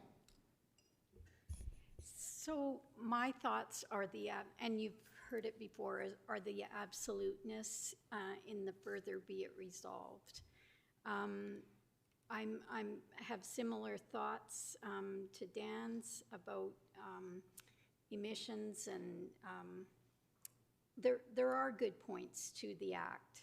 And so I'm wondering if committee would consider taking out the first, to the first comma of the further be it resolved under the therefore be it resolved. I just think absolutely throwing out the act is too strong a language. My thoughts. Okay, thank you. Anyone that's worked on this want to respond to that? Go ahead, Holly. Well, I think we try to go for a balanced approach, and I understand, Dan, your disagreements with it. On every point you made, there is science on the other side. There's science on both sides, and we are trying to find a balanced approach here. You mentioned methane, just as a point. Methane is such a trace amount. It's just something that's been picked on, but the science is not there to show that the amounts cause that much damage in what I've looked at. And the Net Zero Emissions Accountability Act, there's good points in everything, but I think it needs a complete reworking. Any act has some good in it, but to keep that in place does more damage to Canada's economy in the long run than the other way. So, there was a lot of work put into this. I do believe it's a balanced approach, and I would like to see the Net Zero Emissions Accountability Act that the RMA does advocate for its removal, because it needs a complete reworking to be the document we need for our country to go forward. Okay, thank you. Neil? Yeah, I tend to agree with just about everything Dan said. I think it sends a wrong message out, almost makes us look like climate change deniers, anti-vaxxers, the whole ball of wax all rolled up into one. There's billions and billions and billions of dollars going into carbon capture right now, and we come out in opposition. Hasn't there been a lot of thought go into it already without scrapping the whole thing, going back to zero and starting over again? Like, I'm totally against this going out. Thanks, Neil. Go ahead, Holly. Now, I would go back to what's happening in the world, right?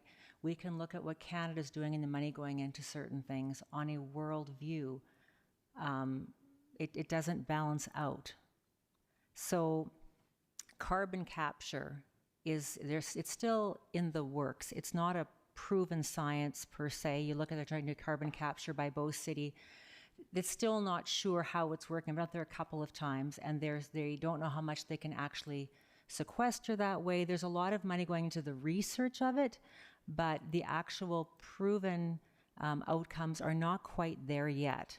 So yeah, there is a lot of work going into it, but again, it's not a proven science.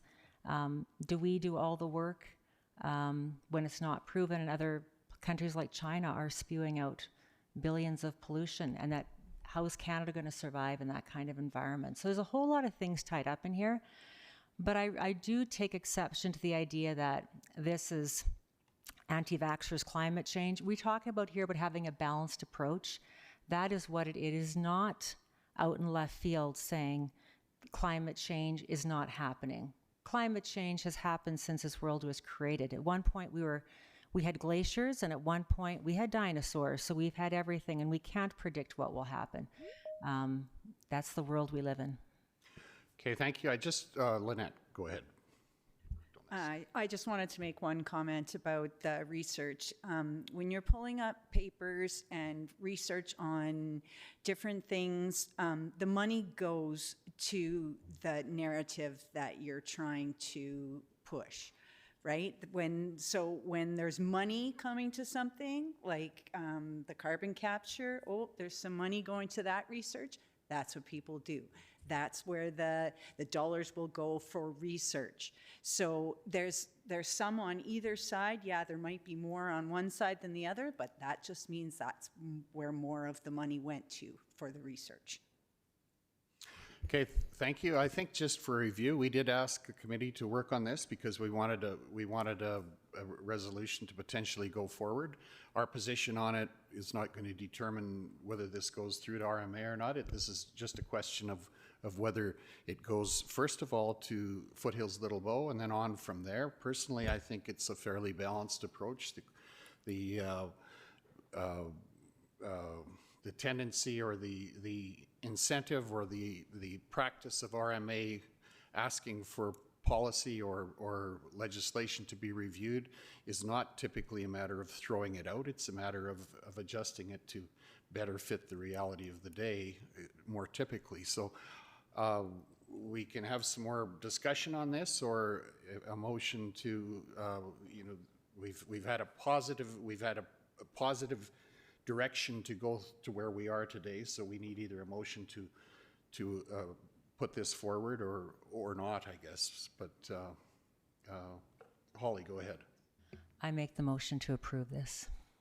Okay, thank you. Any further discussion? Dan? Can we have a recorded vote? Absolutely.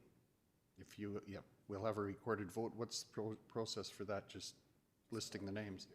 Okay, all in favor of the motion, please indicate.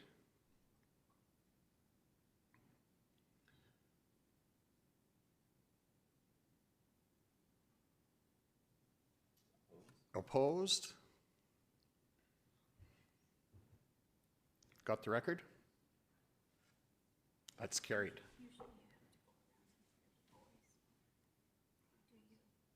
I think it's recorded. Yeah. Okay.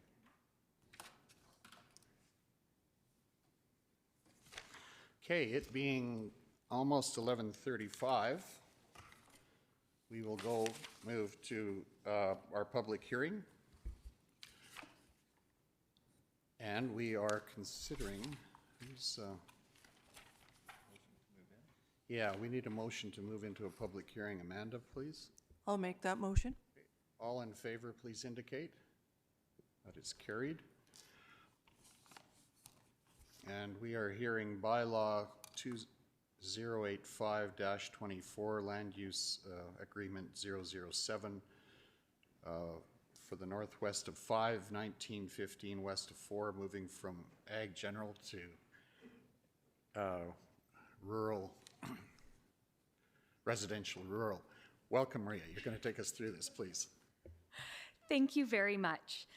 The purpose of this application is to redesignate an approximate 3-acre portion of the northwest of 5, 1915 from ag to residential. The subject property is in Division 5, directly north of the hamlet of Castles. The applicant would like an additional parcel out of the quarter section. However, there are several existing residential subdivisions, so the agricultural land cannot be subdivided further without amending the land use district. The residential rural district will allow for the additional subdivisions. The residential rural district is to provide acreage residential or clustered development on parcels that can support private water and sewer systems in agriculture areas. The proposed subdivision is in line with the existing residential subdivisions in that area. The applicant has submitted a septic suitability study, and the lands can hold a private septic disposal system. The parcel to be subdivided is vacant with no existing development. Access to the proposed parcel will be from Township Road 19-1. There are no confined feeding operations as for the NRCB CFO search. Within 1.6 kilometers, the proposal is not located within 1.6 kilometers of a provincial highway. There were no concerns raised from adjacent landowners or referral agencies, and there were no comments or concerns from internal county departments. Thank you. Thank you, Maria. This being a public hearing, I'll ask if there's anyone in the public that wants to make a comment with regard to this, and subsequent to that, council would have opportunity to ask questions. But is there anything in the electronic medium? Catherine, seeing none. Anyone present here wish to make a comment or with regard to this public hearing? Chance of a lifetime. Seeing none, I'll look for a motion to move out of the public hearing. Ellen, all in favor, please indicate. Okay, that is carried. Thank you. With that, we can move to. Yeah, let's move on to. We're a little bit behind this afternoon, right? This morning. Let's move to item number 9.2, please.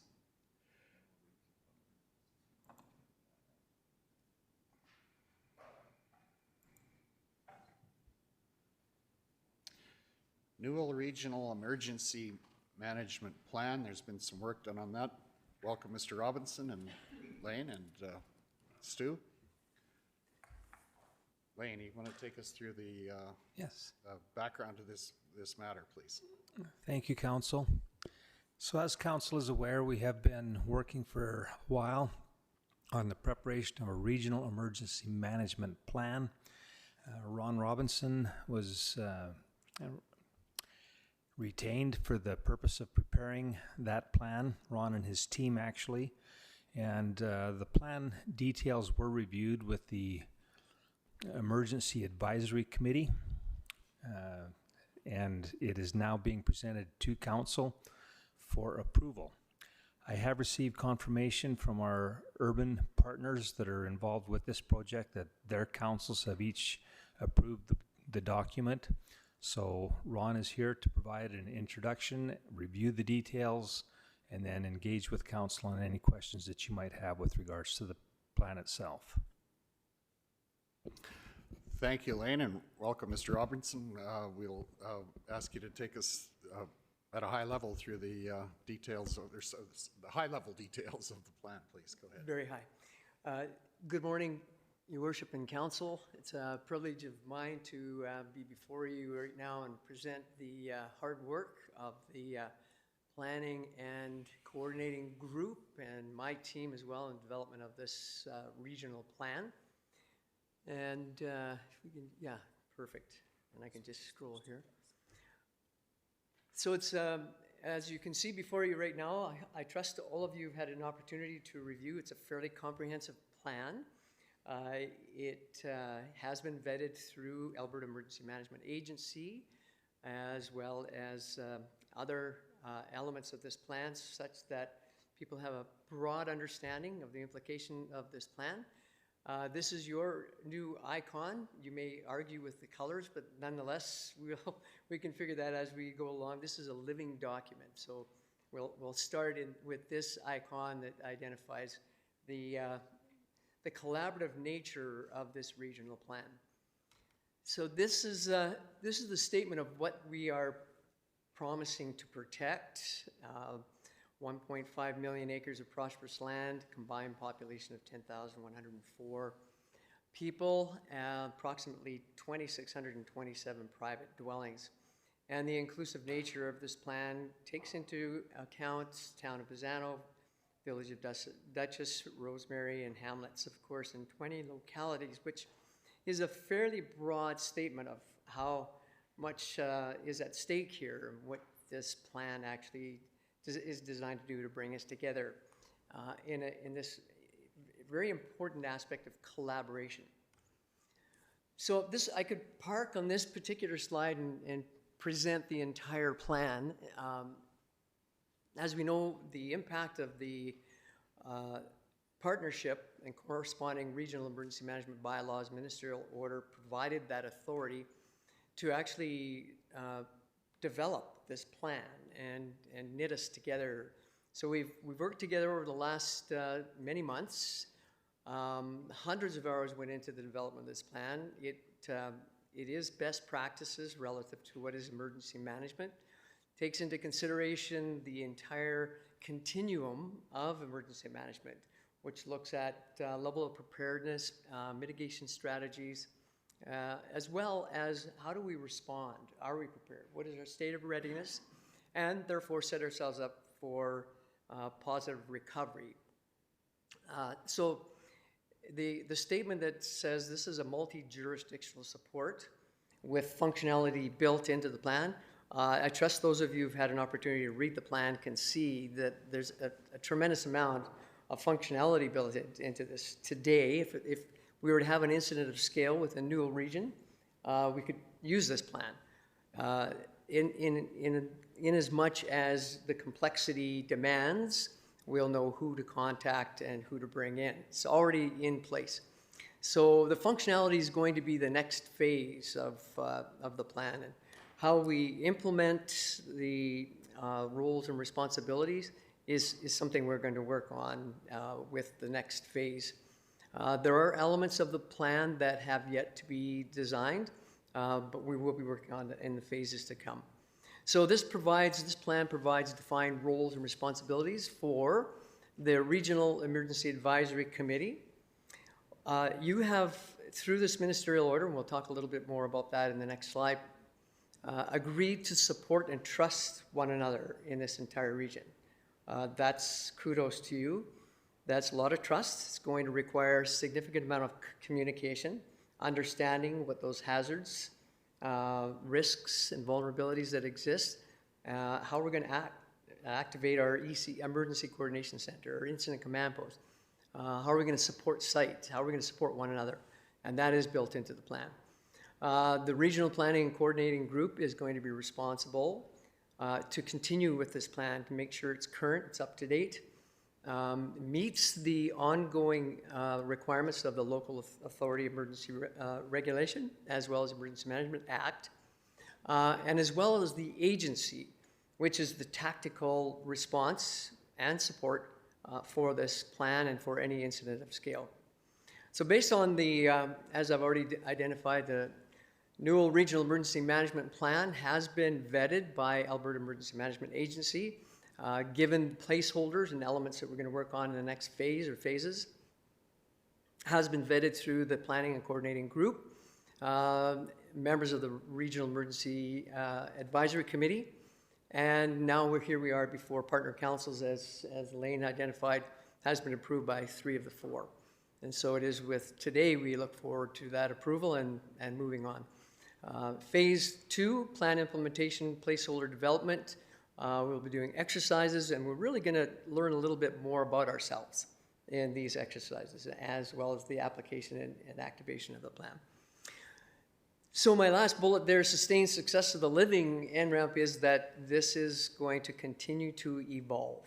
It's going to continue to meet the needs of this entire region and its partnership. And we have Brooks involved here right now, and they were part of the December 3rd, we'll call it overview, and fully understand and support the concept of region, and who knows what the future holds in that regard. So just a recap with respect to December 15th, 2020 ministerial order, which has authorized the County of Newell, Town of Bazzano, Village of Dutchess, Village of Rosemary to delegate their powers and duties, empower the 4 municipalities under the Emergency Management Act to a joint emergency advisory committee. Good for you. This is a tremendous step of faith in one another and trust in one another. It just means that at any point in time, any one of the 4 partners can actually work on behalf of the other in their absence. It doesn't take away the roles and responsibilities, the individual responsibilities within each of the 4 partners, but it does provide now this broader depth in which you can support one another. So within the impact of this Newell Regional Emergency Management Plan, we've set it up in such a way as the administration includes the plan review, updating governance, how we're going to revise, how we're going to control distribution, what will be on, or the redacted aspect of the plan will be online. It talks about the reporting structure. So it gives you this beautiful organizational chart as to who's who in the zoo, who's going to be doing what.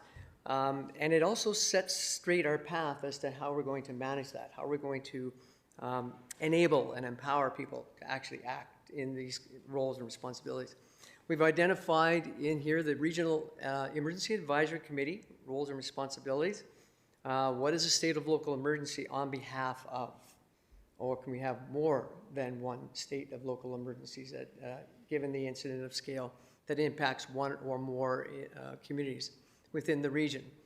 The planning and coordinating group, you'll see within those sections their roles and responsibility to keep this plan current, to identify gaps, and to bridge those gaps. Sorry about the acronyms, but unfortunately it just takes up so much space if you spell it all out, but the Newell Regional Emergency Management Plan Agency is defined, and we'll talk a little bit more about that at the end of this presentation. They're the key to this because they're the ones that are going to actually be stabilizing the incident, responding effectively, collaborating, filling in the gaps when resources are limited. January 2nd, 2 o'clock in the morning, and 38% of our staff are gone. Those are the kinds of things that the agency will be providing. And then we'll talk a little bit about what is the difference between our local versus regional. And when we have one DEM for the entire region and deputy DEMs within the 4 partners, and how are they going to converge and support one another? And then how are we going to train? The plan is wonderful. It meets the regulation, it meets the Emergency Management Act, but it's the people behind this plan that make the difference, and how well-versed they are in those roles and responsibilities.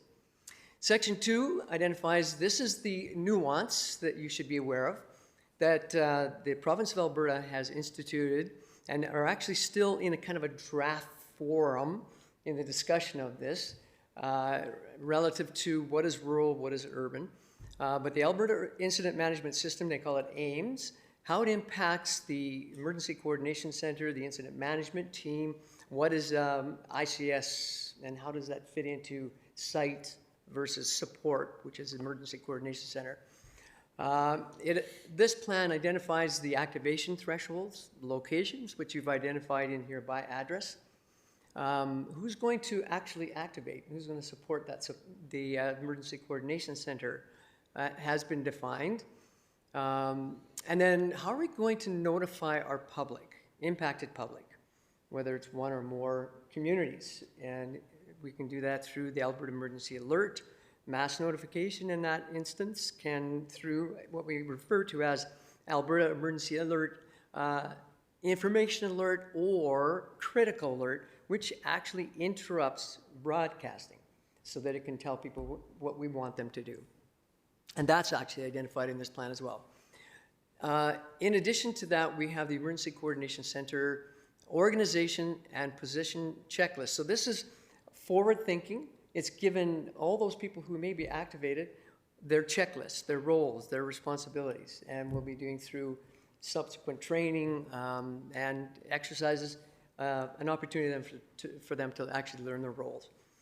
As you can see, there's going to be placeholders for the next phases of the NREMP, and I won't get into the details of that, but clearly this is the foundation upon which the Newell region can move forward confidently, knowing that we can actually collaboratively and together manage any incident of scale. So wanted you to be aware of what the province of Alberta is talking relative to the role of the Emergency Coordination Center to coordinate broader organizational activities. So we do talk about what is business continuity.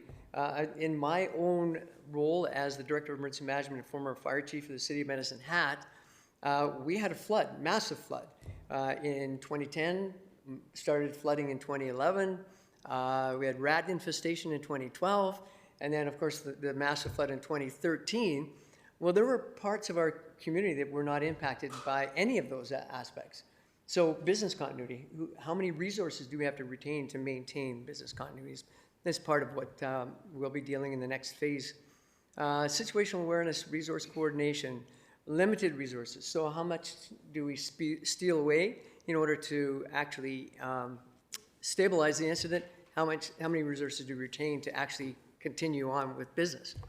And the other thing that's really important is the ECC does not perform command and control activities. They're not in the weeds, tactically engaged, but they do support sites. So that's an important aspect.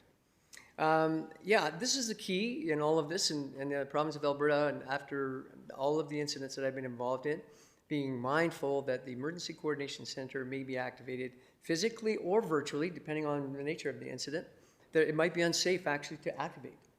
Smoke obscurity, blizzard, whatever. So we may actually be able to activate on computer.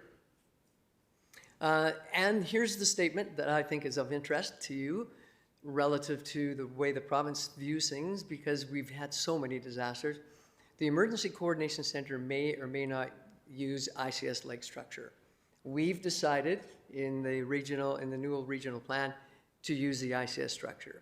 But the terminology, the titles will be support of site, and we'll talk a little bit about that as we go on.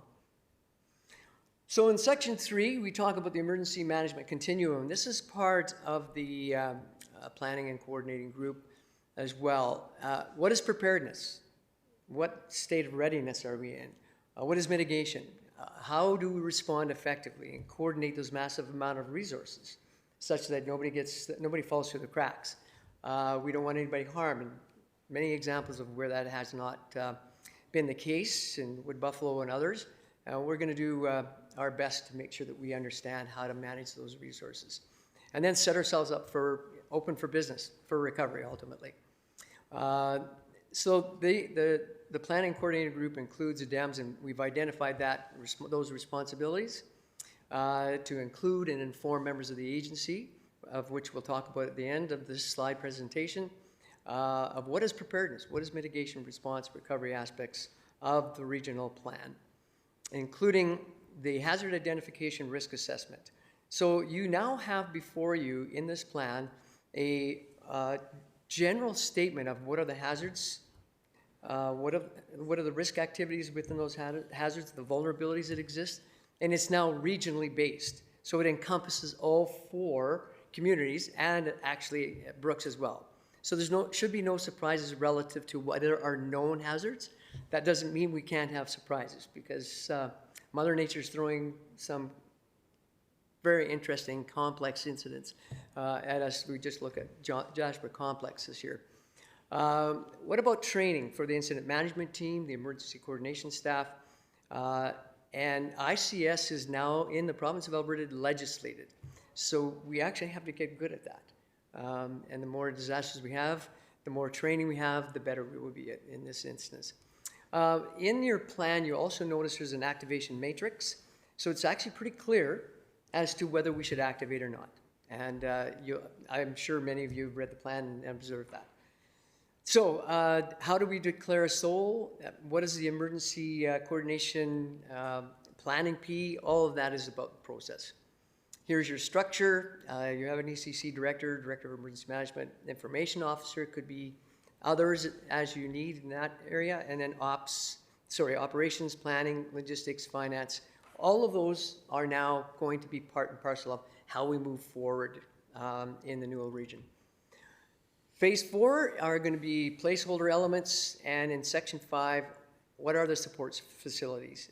Are we ready? Are those facilities going to be able to manage whatever incident comes in any season, including security, parking, hot, cold, all of those are factored into this plan.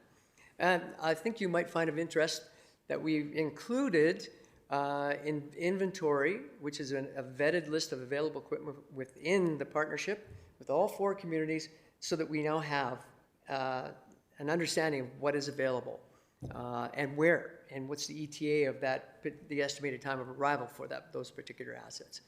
How are we going to communicate? Interoperability is actually built into the plan as well. So this is very forward thinking. Everything's at your fingertips. So when we activate the plan, all you have to do is learn to navigate through the plan, and that information is available for you. What is an incident command post, and what is its functionality relative to what is aims, and how are we going to support the incident command post and the incident site?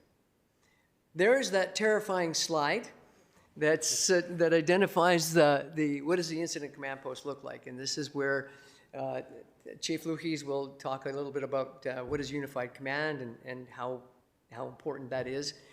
This actually identifies an integrated incident management team, so you might have within the 4 communities, and including Brooks, 1 or 2 people who are actually assigned these roles and share the roles of the incident management team. And that is what the province is recommending, and that's what the plan contains.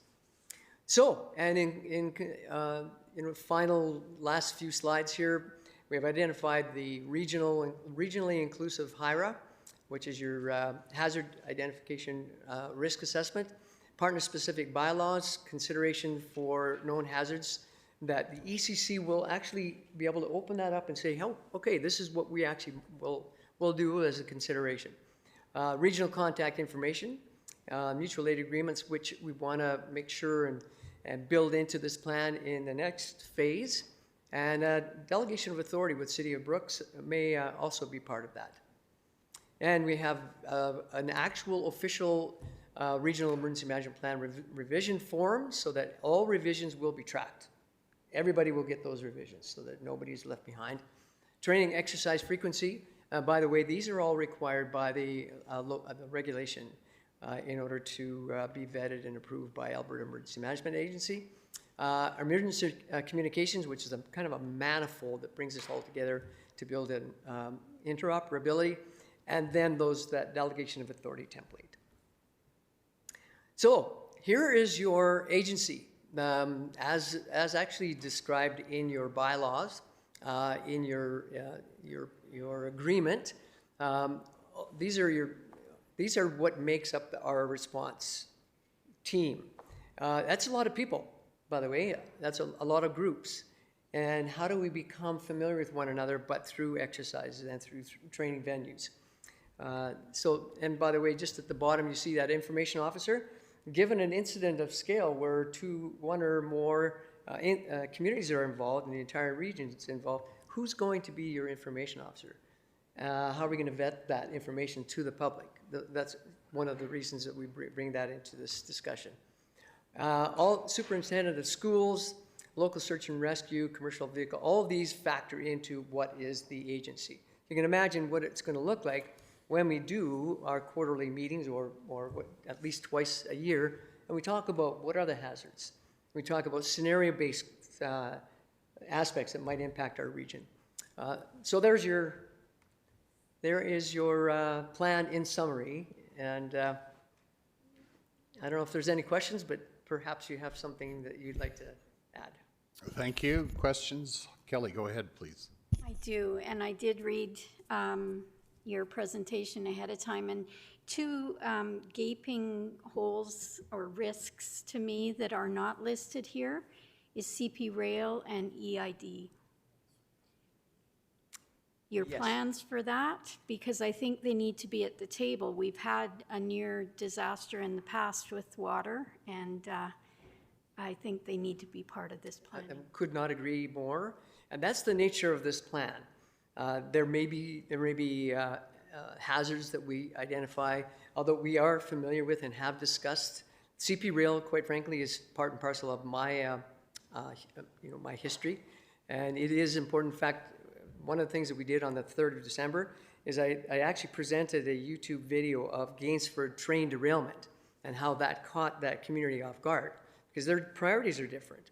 And the Eastern Irrigation District, we had multiple floods, and the district needs to be partner with us. So you're 100% right, and that will definitely be part of the plan. Thank you. Go ahead. I just want to make one quick comment. I'm not here to talk. This is Ron's forum right now, but I just want to solidify Councillor Crispin's comment about EID.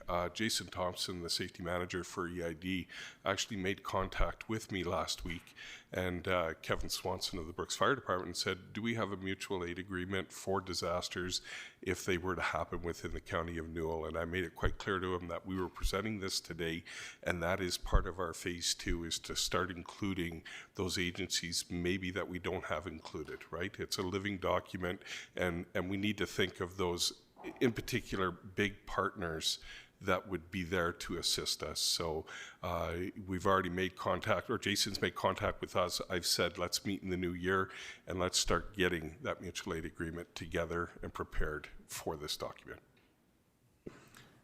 Thank you. Any other questions? I have one with regard to, you talked about the infrastructure availability or tools and machinery available from each municipality in this case. I don't imagine at this point that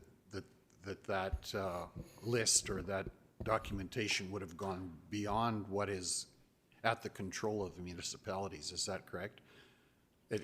Like it wouldn't go to contractors in the area or anything like that, which would be... That would be, if there's going to be a control format, which is actually vetted in the plan, those, if it's going to go online, it would be redacted. So none of that information would be available to anybody else other than the control. Right, but we haven't done any of that. You haven't done any of that in terms of an inventory at this point. No. And I think in that regard, probably the Eastern Irrigation District would be a viable or a significant potential contributor to what's available if in an emergency situation, right? I mean, in terms of fire and that kind of thing, some of that gets activated already anyway, but I think that's a good point. Yeah. Holly, go ahead. Good morning. That was a very complex document. I went through the whole 219 pages, and it's a long read. I can't say I read every word, but I've got the gist of it. But I'm a little confused. I might be going on to a phase 2 question here, because when I'm looking at the partner list, for example, FCSS is on that list, but you haven't made any contact with them yet, but they're on the regional partner list. So maybe explain how that works if they're partners but not part of it yet. And this also may be a phase 2 question, but I come from more of a social services background, so I'm curious about the emergency services when the people are involved. How are you going to cover that piece? And are you looking at like trauma-informed leadership or threat assessments? What is going to be like kind of the process that's... Can you give a more outline on that? Yes, thank you for that question. And that is actually near and dear. That's the pinch point for any incident, is who's looking after the people. And that is going to, sorry to summarize this, but it is going to be all of phase 2.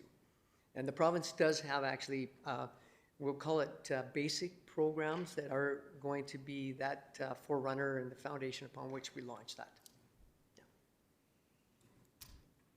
Yeah. Okay, thank you. Any other questions?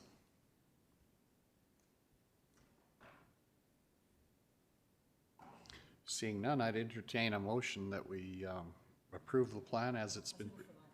Oh, you want to... Not till we get a motion. We'll adjourn for lunch soon, but Kelly, go ahead. I will make a motion to approve the Newell Regional Emergency Management Plan as presented this morning.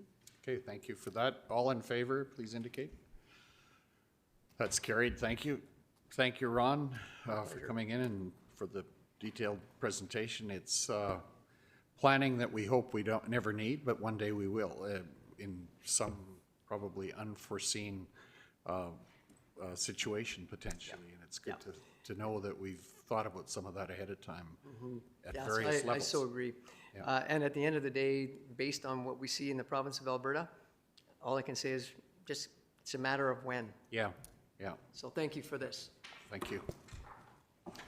With that, we'll recess for lunch and resume, maybe quarter to 1? Does that work? Okay. Okay.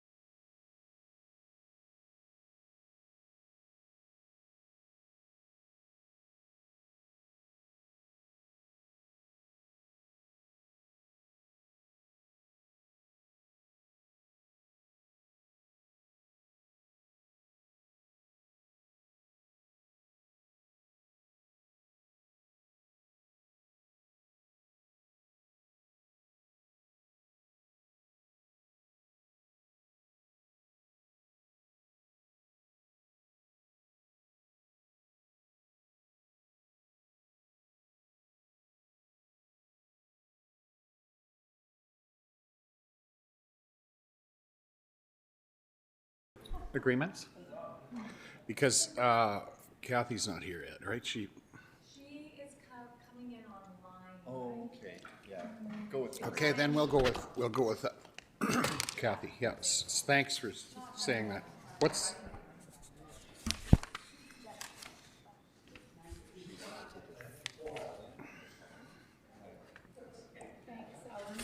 let's move to item 9.3, right. Pardon me? Request for annexation to the County of Newell. Maria, do you want to take us through that, please? You bet. Thank you very much. The County of Newell received a letter from an owner of a parcel within the village of Dutchess and is requesting that the county consider annexing the subject property back to the county to allow for the use of EID raw water on the parcel. The parcel is 1.65 acres on the west boundary of the village. It has a house and yard, and the remainder of the property is open space. The developed area is about half an acre, and the open space is 1.15 acres. The owner would like to obtain raw water from the EID to irrigate the open space on the parcel. The EID does not grant rural water use agreements to any property within a village, town, or city. And they said if the certificate of title reads anything other than County of Newell, a new agreement will not be set up.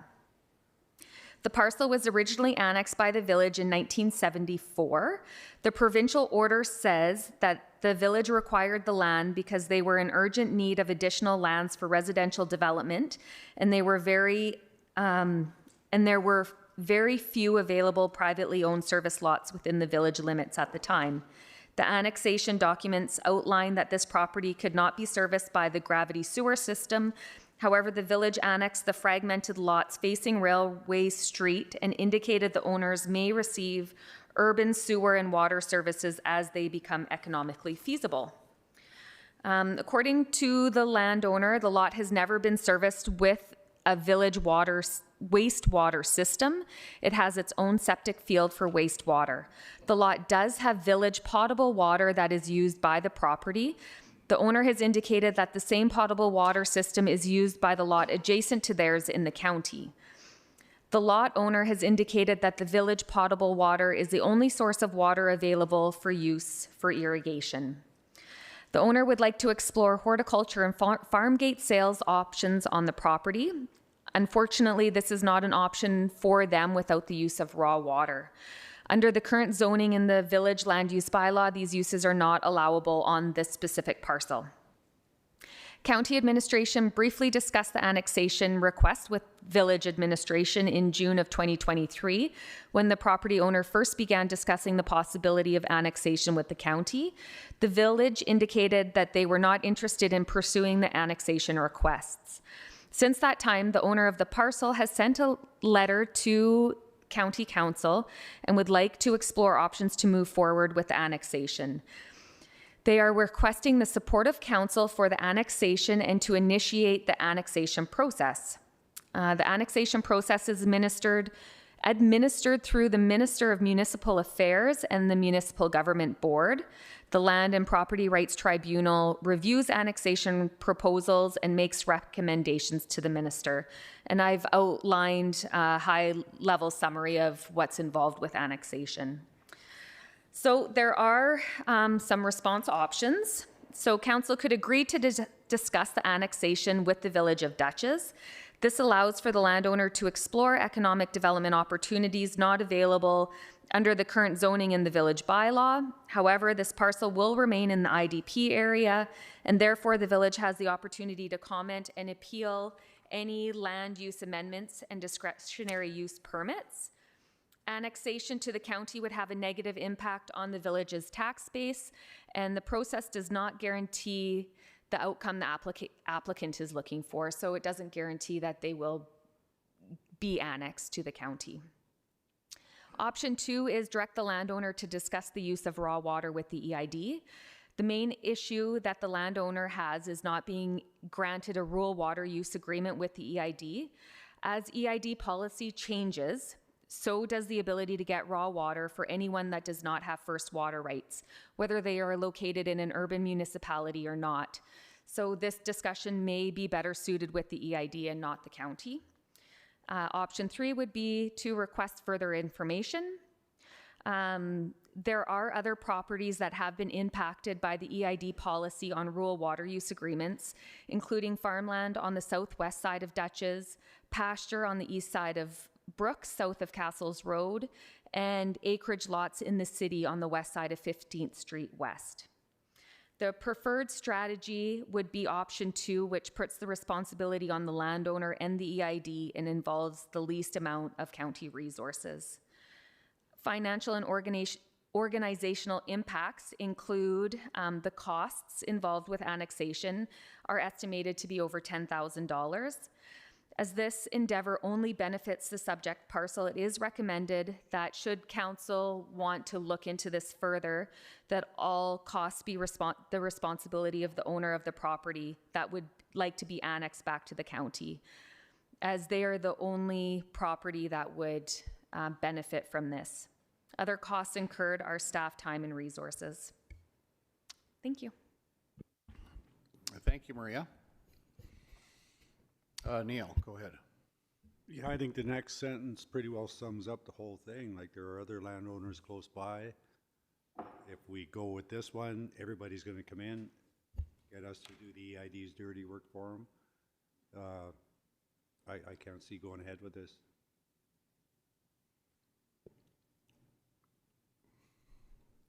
No, go ahead, Holly. The 10,000 in cost, does that include the staff time, or is that just the cost of processes? Go ahead, Maria, please. That's a very high level estimate and does not include any staff time. Go ahead. Holly? We're probably talking about considerable time to make this happen on staff's part. Thank you. Dan. I think annexing part of the village of Dutchess would be an absolute last resort thing we would ever even consider. There's got to be a way to get this worked out for them without even talking about that. So I think option 2 sounds like a much better idea for sure. Okay, thank you. Amanda, please. Maria, have we done anything like this before, annexing with other municipalities? From the files that I've reviewed, it's never, or not any time recently that we have files gone from an urban municipality to a county. It has happened in Alberta, but not that I'm aware of in the county of Newell. Thank you. Kelly, go ahead. I guess I was just, I'm in favor of option 2 as well.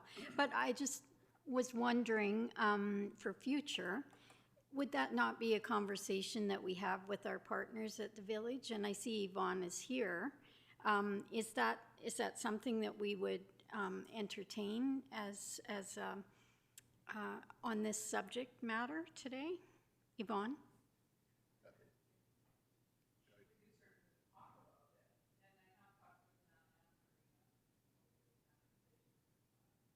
Okay.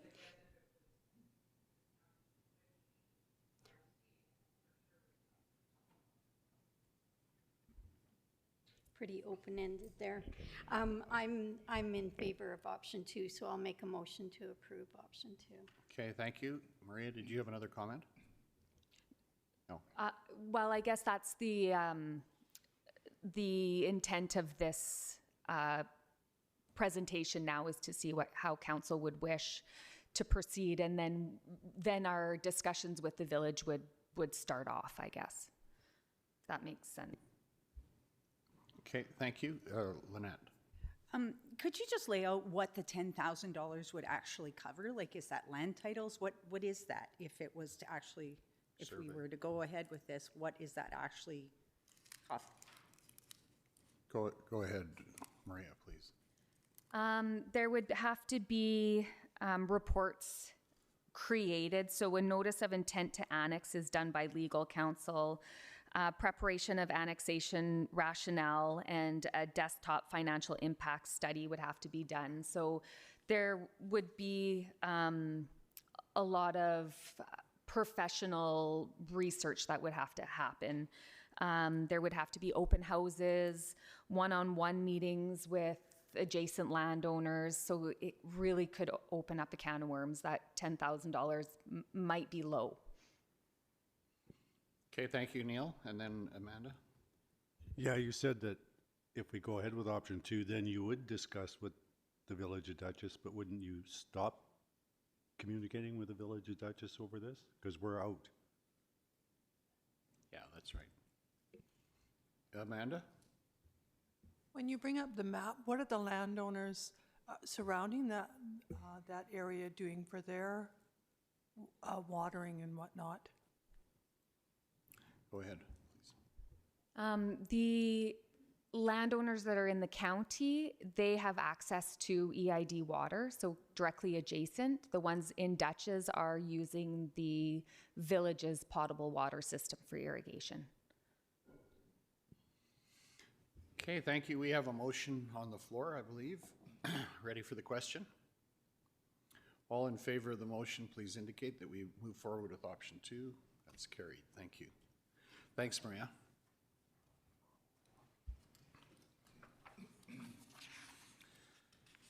Now let's move on to 11.5, which is the Crop Diversification Center South. Matt, you going to take us through this? Yeah, so today marks a good day in a long process. It's been over 2 years since County Council initiated conversations with the province about what's going on over there at the CDC South, and is there something we can lean into and do to make better use of those provincial assets. So I have attached, I don't expect that everybody has read through all of the lease agreements. You have 2 types of agreements here: the head leases for CDC South proper, which is the property here just outside of Brooks, Ponderosa, which is just off the Lake Road, and the parcel near Bow Island in County of 40 Mile. So those are for the properties, and then we have the sublease, which is in effect Alberta Ag as a tenant to the county, and outlines the terms by which they will compensate the county for being a tenant on the property that we lease out. Just bear with me here as I pop open my RFD speaking notes. From the outset of this process, in all our meetings with ministers, with ministerial staff, the message has been, we're interested, the county's interested in leaning into the CDC South and seeing if we can establish a better framework for management of the site. The intention of the county is not to have this as a download of provincial costs onto county ratepayers.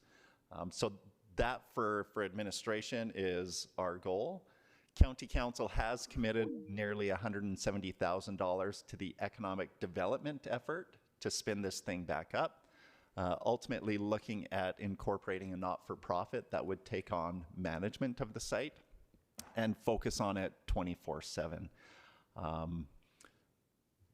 Within the lease agreements, it's important to note the county is on the hook for the costs of the site. Alberta Ag covers a portion of those, but it leaves a gap. That gap needs to be filled by paying tenants. The effort to attract paying tenants has been initiated back in November. There has been some interest expressed from industry, the education sector. We're expecting some responses to the expression of interest that we had put out early in the new year. It's really important that we find paying partners and find them soon. The idea isn't to generate a profit, but to have cost recovery where that site is now more easily accessed by the research and development community and those who may have interest. So Some of the things we've heard is from Nutrien, Medicine Hat College. There's been a lot of local tire kickers. We've received a proposal for somebody who would like to develop a peach breed out there, so using a small space for that. So there is some interest. I am as optimistic as I have ever been on CDC South. The important provisions within the head lease agreements, you have a 1-year cancellation clause. So we're out there waving our hands, marketing the site now, hoping we will find paying partners. If that does not come to fruition, you would look at exercising that clause and backing out of the lease. That's the worst case scenario. So at most, you're exposed for a year if you don't like how things are going. What else do I have here that I haven't highlighted for you? I think that might be it. It's been a massive effort. Thank you to our CDC South Revitalization Committee, especially the members at large, Bruce Baylog and Dave Andrews, who've been helping the effort along. Administration is recommending council approve the lease agreements as presented. And early in the new year, we have slated a project coordinator to start and lean into this full time, which is exciting for administration to have somebody who will dedicate their time to this full time and not just off the side of a desk. Open for questions. Thanks, Matt. Maybe just comment a little bit on the resources that come with the lease agreement out at, I mean, not machinery and equipment, but in terms of personnel. There's a secondment there that is good for us, I think. Yeah, thank you for that. Alberta Agriculture and Irrigation are big proponents of getting this project off the ground. We've had several meetings with Assistant Deputy Minister John Conrad. You will see when we get back from Alberta Justice another agreement for staff resources that Alberta Agriculture is going to second to the county. So that gives us some human resource capital out there. They've got a site coordinator out there who will help our staff. They also have, as Reeve Dirksen had mentioned, various equipment that they will make accessible for anybody who's using the site. And the rental payment, they will be paying for the privilege to stay at the CDC South.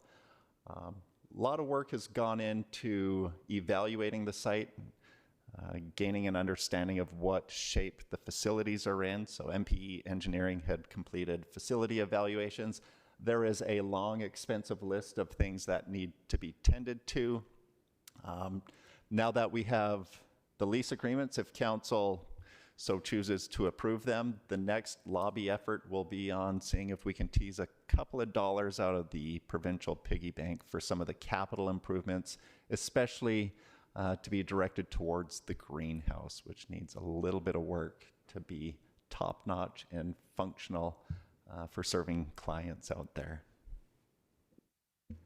And I think, yeah, that's good information. Thanks, Matt. I think there are also some local potential tenants who might want to set up offices out there that are now elsewhere in the community, and that has potential to help to start to pay some expenses. But any further questions, comments? Neil? Yeah, would there be any, like, we really don't have tenants yet, and we're stepping in to sign the lease. I hope it all goes good. The greenhouse is a real contentious thing, but could we just sit on this for a month until you get your director and maybe you get some other people signing up so we know what we're getting in for? And the other question is, how much are we on the hook for if nobody signs up? Go ahead, Matt, please.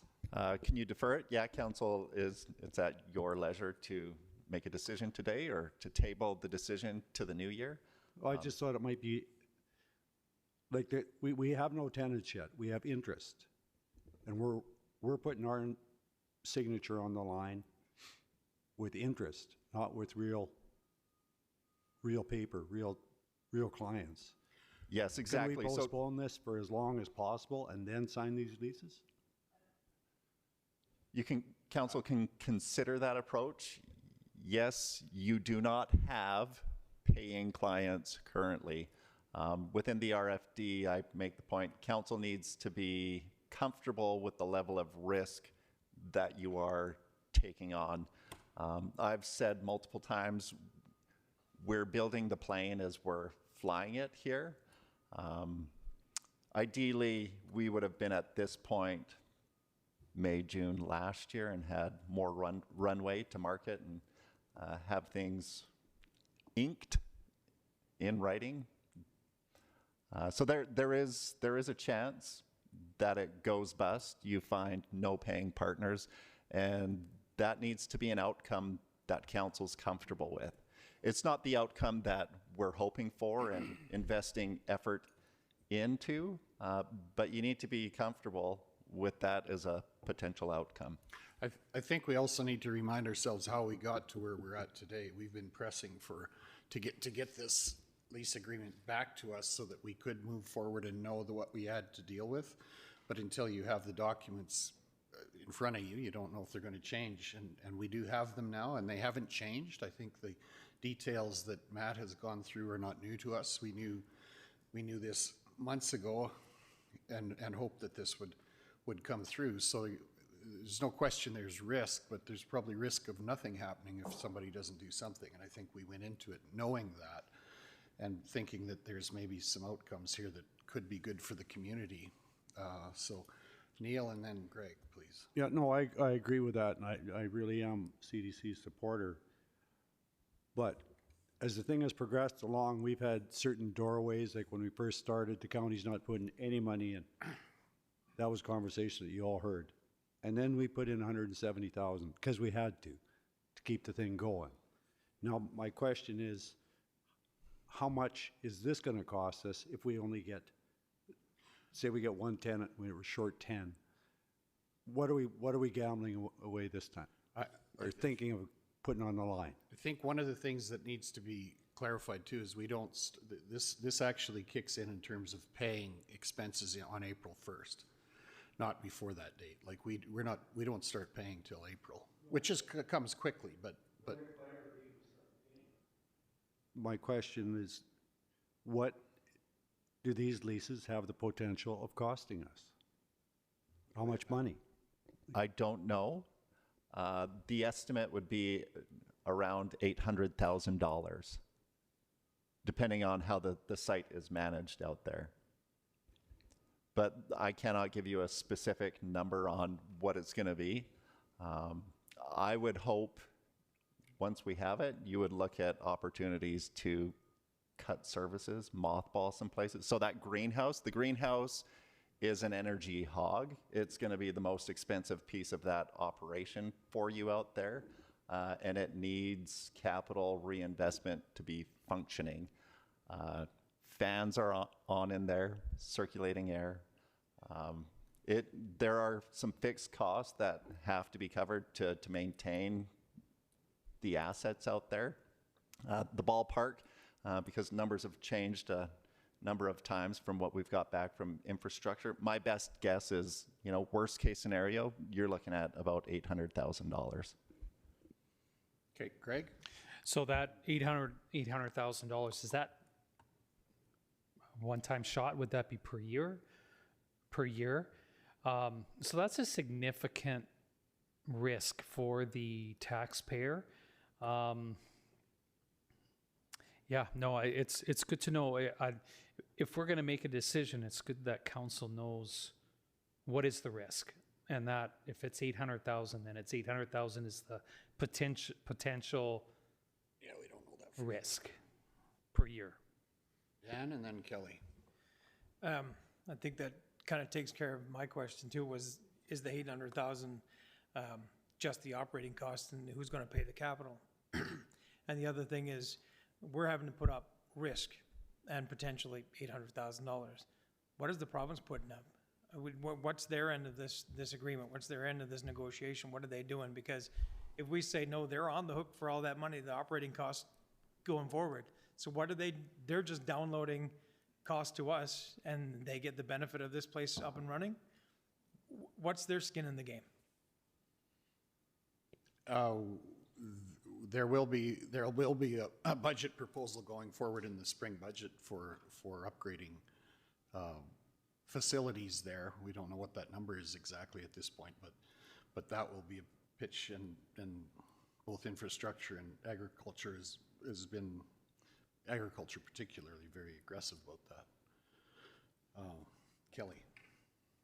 The point I wanted to make was that 800,000 is worst case scenario if nothing changes. We've got plans to make some money out there. And we've got some rental availability that we haven't talked about in the short term. Our business plan is coming later rather than before us, which makes it, runs it at a risk, I suppose. But as a committee member, we've talked about this, and our committee recommends that we do sign this agreement. Yeah, that's good. Greg? How long can we defer until we know some of the answers that Arna was coming up with? Can we wait for a decision on this? Not right now. Can we wait till further on into the spring? Unless we have expressions of interest, is there, it is a significant amount of money and a significant risk. If nothing if we don't get for sure expressions of interest, I mean, we do have expressions of interest, correct? Matt, please. The call for expressions of interest has gone out. A number of field trips to show and tell the CDC South, whether it's the greenhouse or Ponderosa, whichever of the assets. So there has been interest. I'm still waiting for meaningful responses in writing to that. So we have received the expression of interest for the orchard, the peach deal. We've kicked it back to them and said, what would you be looking for in terms of human capital support? So do you need staff out there taking care of the trees? What's it look like? And what's your threshold for payment? We've also received in writing an expression of interest for doing what you call aquaponics with the fish and doing something for the greenhouse. That did not come with any meaningful financial details. So what we have received today, you cannot take to the bank. So just so we're entirely clear, there is no deals that have been inked to date for CDC South, apart from the sublease with Alberta Agriculture, which will provide about a third of the operating costs for you back in rental there. We've also had a site visit with Doctors David Shellick and Dr. Mark Redmond, who are the leads at ARDAR, Results Driven Agriculture Research, which is the well-endowed funding organization for agriculture research in Alberta. They're very interested in the site and have gotten back for more information. So, I mean, I think there's there's risk with this, but there's risk with anything we do. And if I think if we're going to scare ourselves away now, that nothing's changed in the last month except that we now have paperwork, and now we can actually go and entertain someone who's interested in doing something there. I think we'd be hard pressed to sign an arrangement with someone if we don't have the site. We know that there's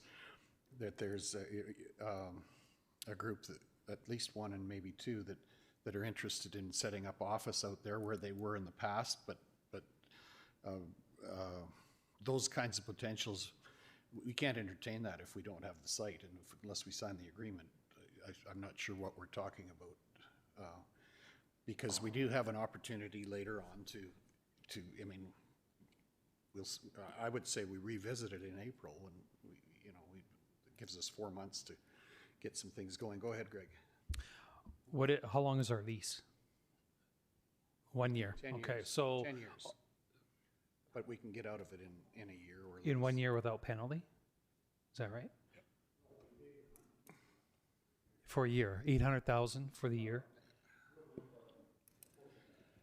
Okay, so 800,000, I just want to know what our risk is, and it's for the 1 It's year. not $800,000 up front. Those are costs that incur month to month, and if you don't pay them, I don't think we want to go there. We want to look for partners to make it a paying proposition, but sorry, through the chair. My thought is, after a year and we have no one, okay, worst case scenario, I'm looking at what is our risk for the taxpayer. 1 year without anyone, 800,000, as long as we can back out after, say, do you know what? No one's interested. That's the way it goes. We tried. If it's 5 years, that's $4 million, right? So just so we know if we can get out of it after a year. Yeah, go ahead, Matt. Yeah, so the head leases are for a 10-year term. You do have the 1-year exit clause that can be exercised by either the county or the province. Yeah, so at most, if it's a dumpster fire, you've got a year to manage the dumpster fire.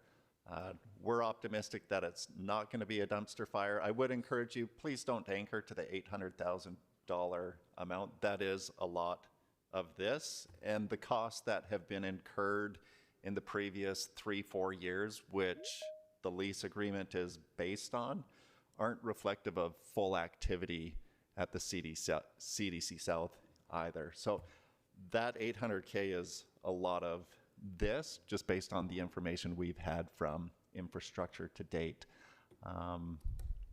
Yeah.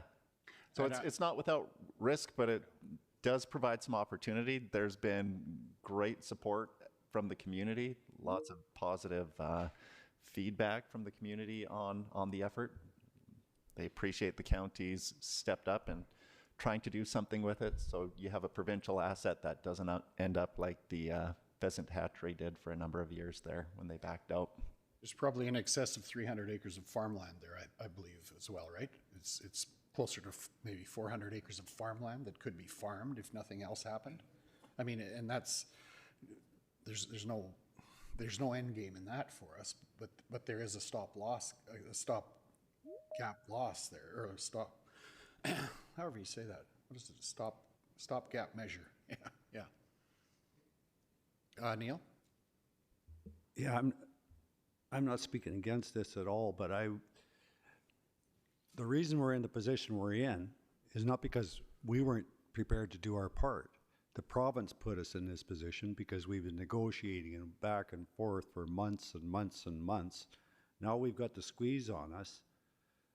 They have to bear some of that. Like, I think asking them, just hold off till we do our, I'm asking for an extension here, a couple months to see what we actually do get in. Because I'm feeling a little bit of pressure here right now. We sign this or the province is out. They're not going anywhere else. And really, they're the ones that put us in the position we're in. We're not here because we weren't ready. We've been sitting there waiting for answers for months and months and months. And we're not getting anything more than verbal support from any government department. They're all keen, but they can't get any budget. Nothing's changed in the last 6 or 8 months on that front. This is what we knew we'd have when we got to this day, all along. There was no aspect of this other than maybe some potential funding or a later well, start date. when we first got into it, we were after $1.5 million a year. That's what we wanted, $1.5 million a year. You pay us, we take it over, we get it running, then we'll see how it goes, which is a beautiful agreement. Didn't have to be that sweet. But now we're to the other side. I feel we're being pressured into having to sign this to get our mitts on it, which is cool. But we've only got one half of our business plan done. And that's the expense side. We have no income side. Kelly, go ahead. Yeah, thanks. I have to ask what you think a couple months is going to do, because we're not going to get answers that we really want until the budget comes out. I'm talking about even we don't have a renter. I know. A But couple months it's might. not ours to rent either. And this agreement is what we've been working towards for 2 years. And we finally get it. And now we're playing chicken. It's not chicken. That Trust was my me, outside voice, if this was wasn't my business, my money, and I had a guy sitting there giving me this deal, it would be, geez, nice doing business with you, but I'm out of here. There's got to be a way of taking a little bit of that risk off of us, and it's up to the government to do that. It was their idea to get rid of it in the first place. It's not a chicken thing. It's self-preservation kind of a thing. Dan, go ahead. I remember it the same way you do, Neil, and I don't see this as the agreement that we were working towards for 2 years. It was supposed to be to get a negotiation to get the government, the provincial government who owns the asset, to keep paying for that asset while we turn it into a usable asset. That was the negotiation. That was the purpose of the negotiation, not for us to just control it and pay all the costs and take on all the risk. That was abundantly clear in the entire process, that we did not want the risk, and that the government, the provincial government, had all the risk right now and we're supposed to be ponying up for some of the cost. And what's presented here is us taking all the risk, the province taking none of the cost, and they get to keep the Hargraves building, which is the centerpiece of that whole thing. I mean, I don't see this as from the outside of the committee and hearing the negotiations and knowing what we were going for, this is not what I was looking for the last 2 years. I was looking for something where the government, the provincial government, was paying their share, and we were working together on this. This is them saying, okay, we got you. I don't like this deal. I really want to see the CDC up and running. I think there's fantastic things that come from that. This is not the deal I was looking for the last 2 years. How do you want to do it? Well, if the government is promising they're going to give us stuff, make it official. Tell us what you're going to do to put that in there. Not because they've promised a lot of things. I don't know if you are aware of that. They promised a lot of things that they don't deliver on. I don't want to make a deal like this. Let's imagine that $800,000 is an extremely high number. Let's cut that in half, $400,000 a year. We got no interest. We're talking about throwing $400,000 a year away on this because the government's, we got rid of it. It's yours now. What if we turn it into something good? And a year down the road, they're like, yeah, by the way, we're going to turn that around. We're going to take it back from you now after we've spent millions of dollars. It's too good for the province and not good enough for us. I really want to see something succeed out there. Don't know that this is the deal I was looking for the last 2 years.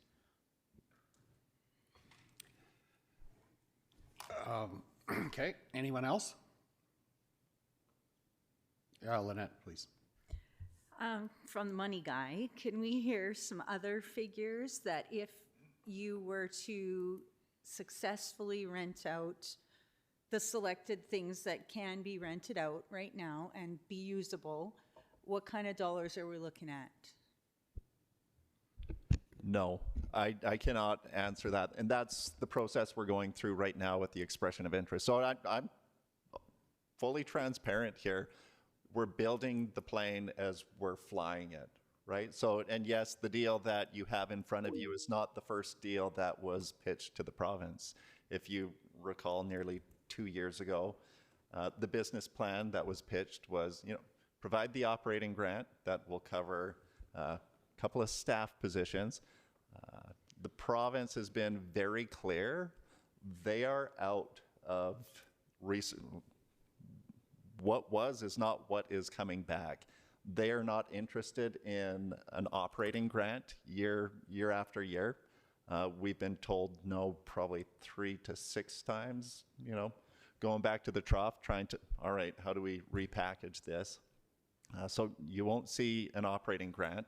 You will see support in terms of Alberta Ag bearing their proportionate share of expenses on the site.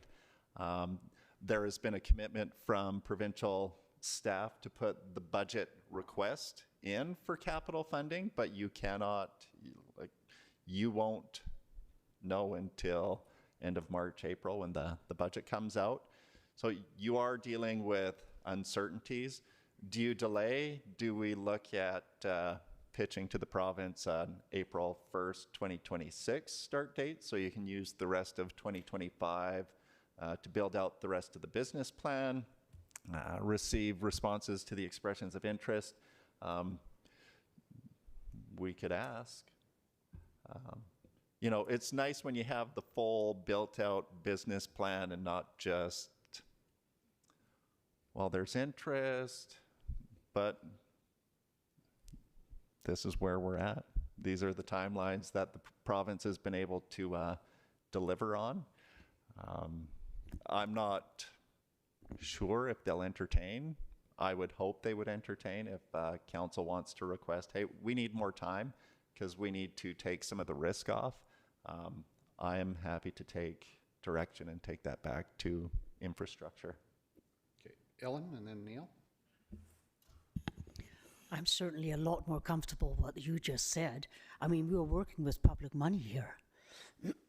Excuse me. And again, the greenhouse is not up to par, so that can't be used at all, I understand, right? And is that the same as the Hargrave building, by the way? Is the greenhouse? Or is that a separate building? Matt, go ahead. Yeah, Hargrave is separate, and I cannot say with certainty whether the greenhouse is totally unusable or just parts of it. Yeah. There's so many questions. So many questions. So I wonder, is there a big rush? Should we wait until we have better figures in place? Holly, go ahead. I guess the question would be, with waiting, does that limit what we can do in planning? If we don't have leases signed, can we say to people, yeah, we can negotiate space? It's kind of a, does that put us into conundrum? That would be my question.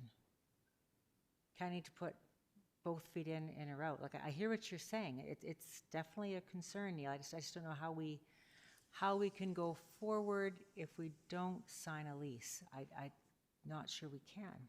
Well, the way Matt described it, I thought was perfect. We go to the people we're dealing with and say, look, this thing isn't quite up to snuff. We need a couple more months. They wouldn't sign this agreement if shoes were reversed. I think asking for a little more time is at least an ask. What are you asking for?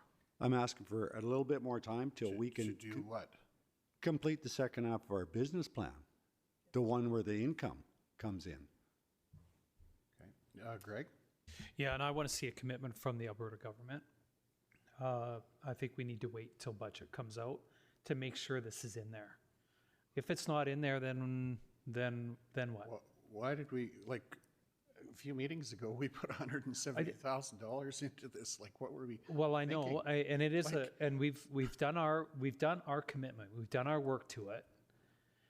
Now the Alberta government needs to put their work into it in order to know if they're going to put the upgrades into the site. And if they're not, what if it doesn't show up in the budget? Then what? I don't know what to say then. I like the idea of, okay, we've done our commitment up to this point with the 170 with work. Yeah, we've put a lot of work into it, staff time, everything into it. It's time for the government government of Alberta to put their work into it and their commitment into it. Then, or am I entirely wrong? It looks like it. Sorry. Kelly, go ahead. I have to stop you, Greg. They've done it. This is what it is. We either take it or we leave it. Matt has hundreds of hours negotiating to this point. The committee has spent hours giving him direction and maneuvering around. Council has given us committed $170,000 towards this project. And now we're concerned about taking the next step. And the next step is 1 year of work.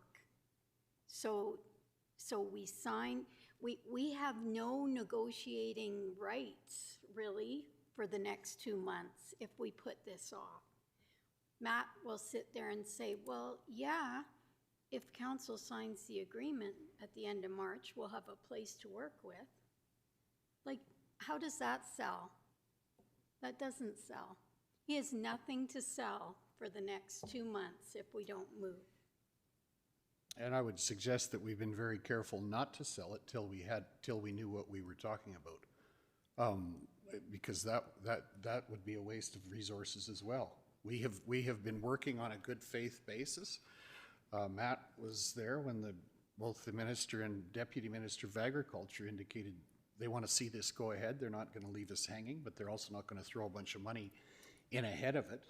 So is there risk? Yeah. Are these legitimate questions? Yeah, they're legitimate, but it's the same risk that we were asking for earlier on. I would say earlier this summer, I think we got a fair bit of clarity that there wasn't going to be a bunch of cash on the table before there were expenses. But as they come in, I mean, you know, I'm not sure what the clauses are. If we can add, frankly, if there isn't something coming together in April on this, if we signed this today or in the days before the, you know, soon, if there was no hope of anything coming in April, I think we'd be cutting and running. And I hate to talk like that because I think there's opportunity, and I think there's, like I said, I'm not sure what the acreage is, but somewhere in excess of 350 acres of farmland there and equipment to farm it. If yeah, it isn't probably, yeah, closer to 700, Matt says. So there's potential, you know, some source of income there, and if you can, and there are people that are interested in leasing some of those plots to do small plot research, and the funding formula for the province's has changed with regard to funding research as well, and I think that's part of the reason Ardar is quite interested in the site, because there's opportunity. You know, again, we don't have commitments from them, but they were talking about creative ways of getting some funding in there if this goes. But if it's just sitting there out as an asset that nobody's interested in, let's look the other way and go do something else, I think. I think we've taken this to a point where we've got a corner to back out of if we're going to say we're not interested now until something changes. So, Neil, go ahead. Yeah, I'm interested. I agree with what you just said. I'd like to take this home till the next meeting and throw the balls in the air and let them come down a different pile. I'm just a little bit uncomfortable with this, on voting on this today. And that'll give us time to, your question, Holly, Matt could phone and ask if they could put a clause in there where we go till April. We don't have a lease right now, and we're running around trying to get people. I'm uncomfortable with saying it exactly the way it is, but I'm on board for. Dan and then Holly. You had asked what had changed. Perhaps I missed that meeting, but we were waiting to hear back. I know there was a big battle trying to find out what the operating costs were and who was going to be on the hook. And I've still been waiting to hear those numbers and that negotiation, and now that's gone. So for me, that's what's changed. Maybe I missed that meeting where we decided that was no longer on the table. I don't know. I have missed some meetings. But for me, that's what's changed since we were all gung-ho and ready to go and sign a deal right now. Okay. That's where it's changed. Okay, Holly? I think we need to make a decision. So I will make a motion that we pass this as it stands today, and we'll take it from there.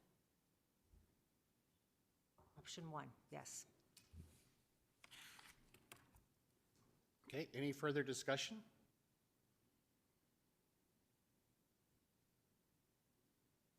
Seeing none, all in favor of option 1, please indicate. Opposed? Okay, that's carried. Thank you.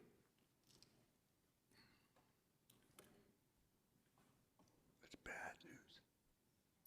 Okay, I think we've got some homework to do with regard to some of this, but I think we're moving forward.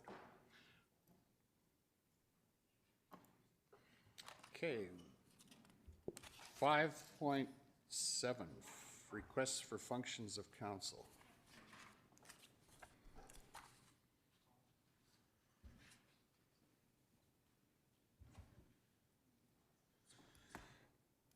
January 3rd, is that a function of council? Yes. It is already? Anything else? Functions of council? Seeing none, let's move on to, councillor payment sheets. I'm sorry. Thanks, Matt. Motion to approve the councillor payment sheets. Neil? Any discussion? All in favor, please indicate. Opposed? That's carried. Pardon me? Yeah, Terry, come on up. Municipal Services Business. Welcome.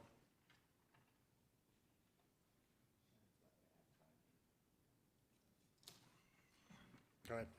Yeah, Shannon was supposed to go before me. You're in trouble. Oh. It's all good.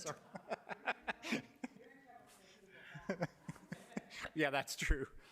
Anyway, just a little bit of follow-up from our last committee of the whole meeting. We discussed dust abatement, and from the discussions, it was recommended administration make a few changes to the policy. What I basically put in there was we added just a little bit more room for us to work with as operations. We added in multi-lot subdivisions, so we're able to put down calcium to them. And I also extended the road, that length a little bit longer, because I think I had half a mile before, but we stretched it out to a mile or 1,600 meters. And then I also put a little bit at the bottom there that we'll just do our best to continue working with operators and try to get them on board to cooperate and make things better for us out there. So that's all I have. Good. Thanks. Any questions? Dan, go ahead. Must have missed it or wasn't listening close enough. The last meeting for the multi-lot subdivisions, do they pay for dust abatement, or is that just done for them?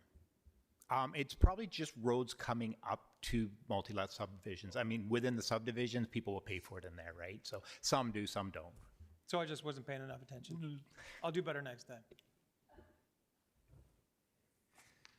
Okay, any other questions? Someone prepared to make a motion? Greg, please. Yeah, I'll make that motion. Okay, thank you. All in favor, please indicate. That's carried. Thank you. Thank you. Thanks, Terry. Now we can back up bylaws. Right, bylaws. Sorry, Shannon. Or, yeah. Why don't we start with 8.1? We'll get second and third on these ones, and then Shannon. Yeah. Let's go to 8.1, please.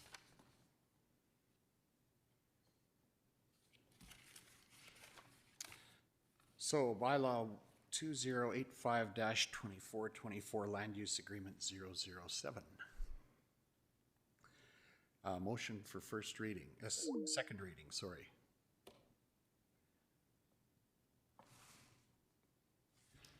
Kelly? Okay. Ready for the question? All in favor, please indicate. That's carried. Thank you. Motion for third reading. Neil? All in favor, please indicate. That's carried.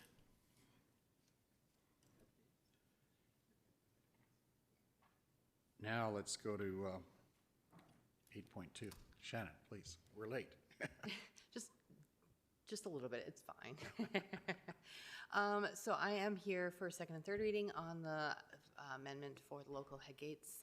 No changes since the last time I was here, so. Okay, any questions? Holly? I'll move second reading. Okay, thank you. All in favor, please indicate. That's carried. Similarly, someone prepared to, Dan. Yeah, I'll move third reading. Thank you. All in favor, please indicate. That's carried. At 8.3, are you taking that? No, you're, thanks, Shannon. Yeah, Matt, please. Yeah, schedule of fees bylaw, no changes incorporated since first reading, just looking for second and third today. And to my knowledge, we have not received any feedback from the public on any of the proposed changes. Okay, thank you. Lynette? I'll make a motion for second reading. Second reading, thanks. Lynette, all in favor, please indicate. That's carried, thanks. And third reading? Amanda, please. I'll make that motion for third reading. Okay, all in favor, please indicate. That's carried, thank you.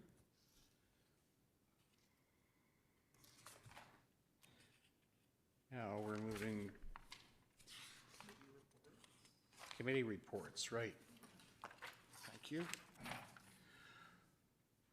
Greg and Neil's City of Brooks Recreation Parks Board. Yeah, so we met, and the big thing that we did with our meeting was the rug grant matrix, and that was is the Brooks Rec User Group grant that is given out each year to qualified registered nonprofit groups that use facilities in the city. So for recreational use, and we just reviewed the matrix and made it a lot simpler and easier to understand. And that's basically where we're at. Neil, do you know the value of that grant? I can't even remember how much it is we give out. I'm not sure it's not that big a deal, but. Yeah, I don't remember how much it is if you have that question, but so that's basically the crux of what we're doing. Okay, thank you. Any questions?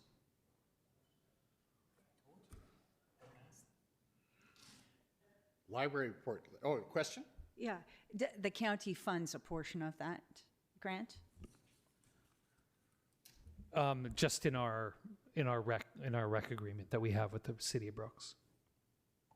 Now I can do library report. Okay, yeah, please. Okay. County of Newell Library Board, we welcomed a new member for Rolling Hills at our December 3rd meeting.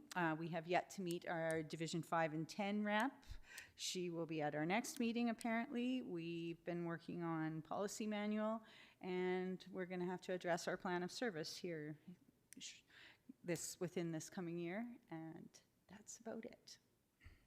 Thank you. Any questions? Thanks, Lynette. Joint Services, Greg, Kelly, and Lynette. Okay, so Joint Services met on December the 10th, and we had a delegation from Southeast Alberta Chamber of Commerce, and they think it's wonderful that we're working now as a region. They have just over 50 memberships from the Newell region or Brooks region, however you would determine that. They had their first trade show here in October, and it went over well. And if you want to look up their annual report, it is available online. We had a delegation, 2 gentlemen from Suffield, and it was very interesting and very nice of them to come out and educate us on operations out there. It's gone back to being individually operated now. The Sergeant has a large area, which includes northern BC and all of southern Alberta. It's quite an odd-shaped situation. They are expecting 50 to 100 Brits to do a trial here, a 3-month trial. This site at Suffield is the largest in the Commonwealth. There is drone training going on out there. And reserve training as well, starting as young as 11 years old. So I found that very interesting. The base employs 580 people, $3.8 million monthly wage. So it's quite an economic generator to our region, southern region. Grasslands School Board came and talked about their dual credit course, and we heard all about those 4 courses this year with 18 students participating. But the course has so much interest, they're gearing up for 43 students in the upcoming new semester. So that's exciting for Grasslands. And they're putting a call out for employers to take on apprentices. So if you know of anybody that might be interested in taking students on in their field, Grasslands would like to talk to you. Junior high the new junior high now has a timeline. January the tenders will be awarded. They plan to move in the summer of 2026, and demolition to begin January 2027. And so things are moving along well for them. I think that's all that I'd like to highlight.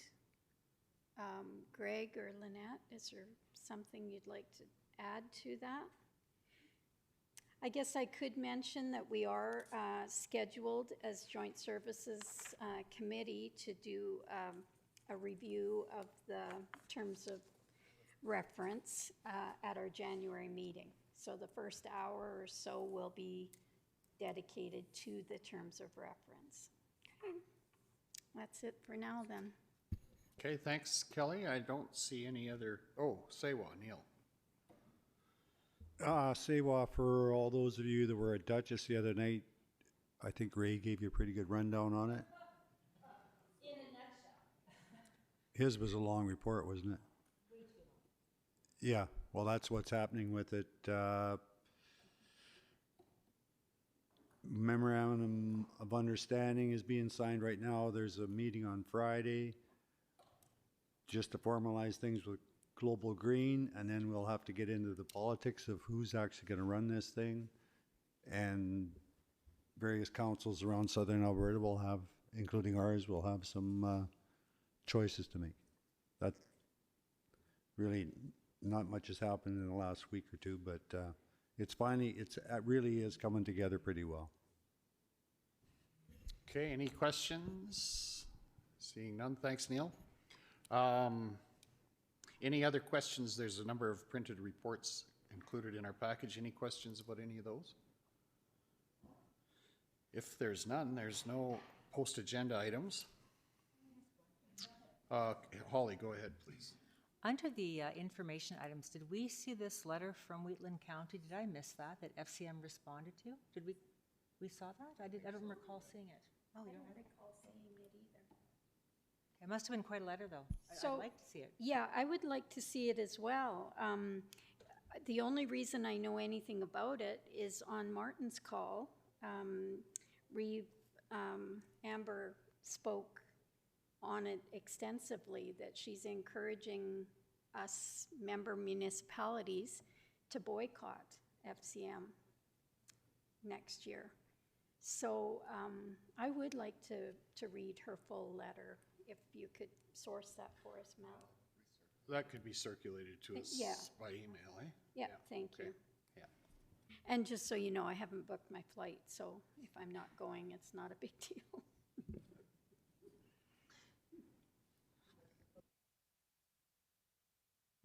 Amanda and Kelly are booked for Ottawa. Okay, Amanda, go ahead, please. Actually, my position is open for somebody to go, as I cannot go. Okay, thank you. We don't need to deal with that today, but we will in the new year, I'm sure. Thank you. Nothing else? Any questions from anyone on the internet? Seeing none, I would entertain a motion that we go in camera. Lynette, all in favor, please indicate. That's carried. Thank you.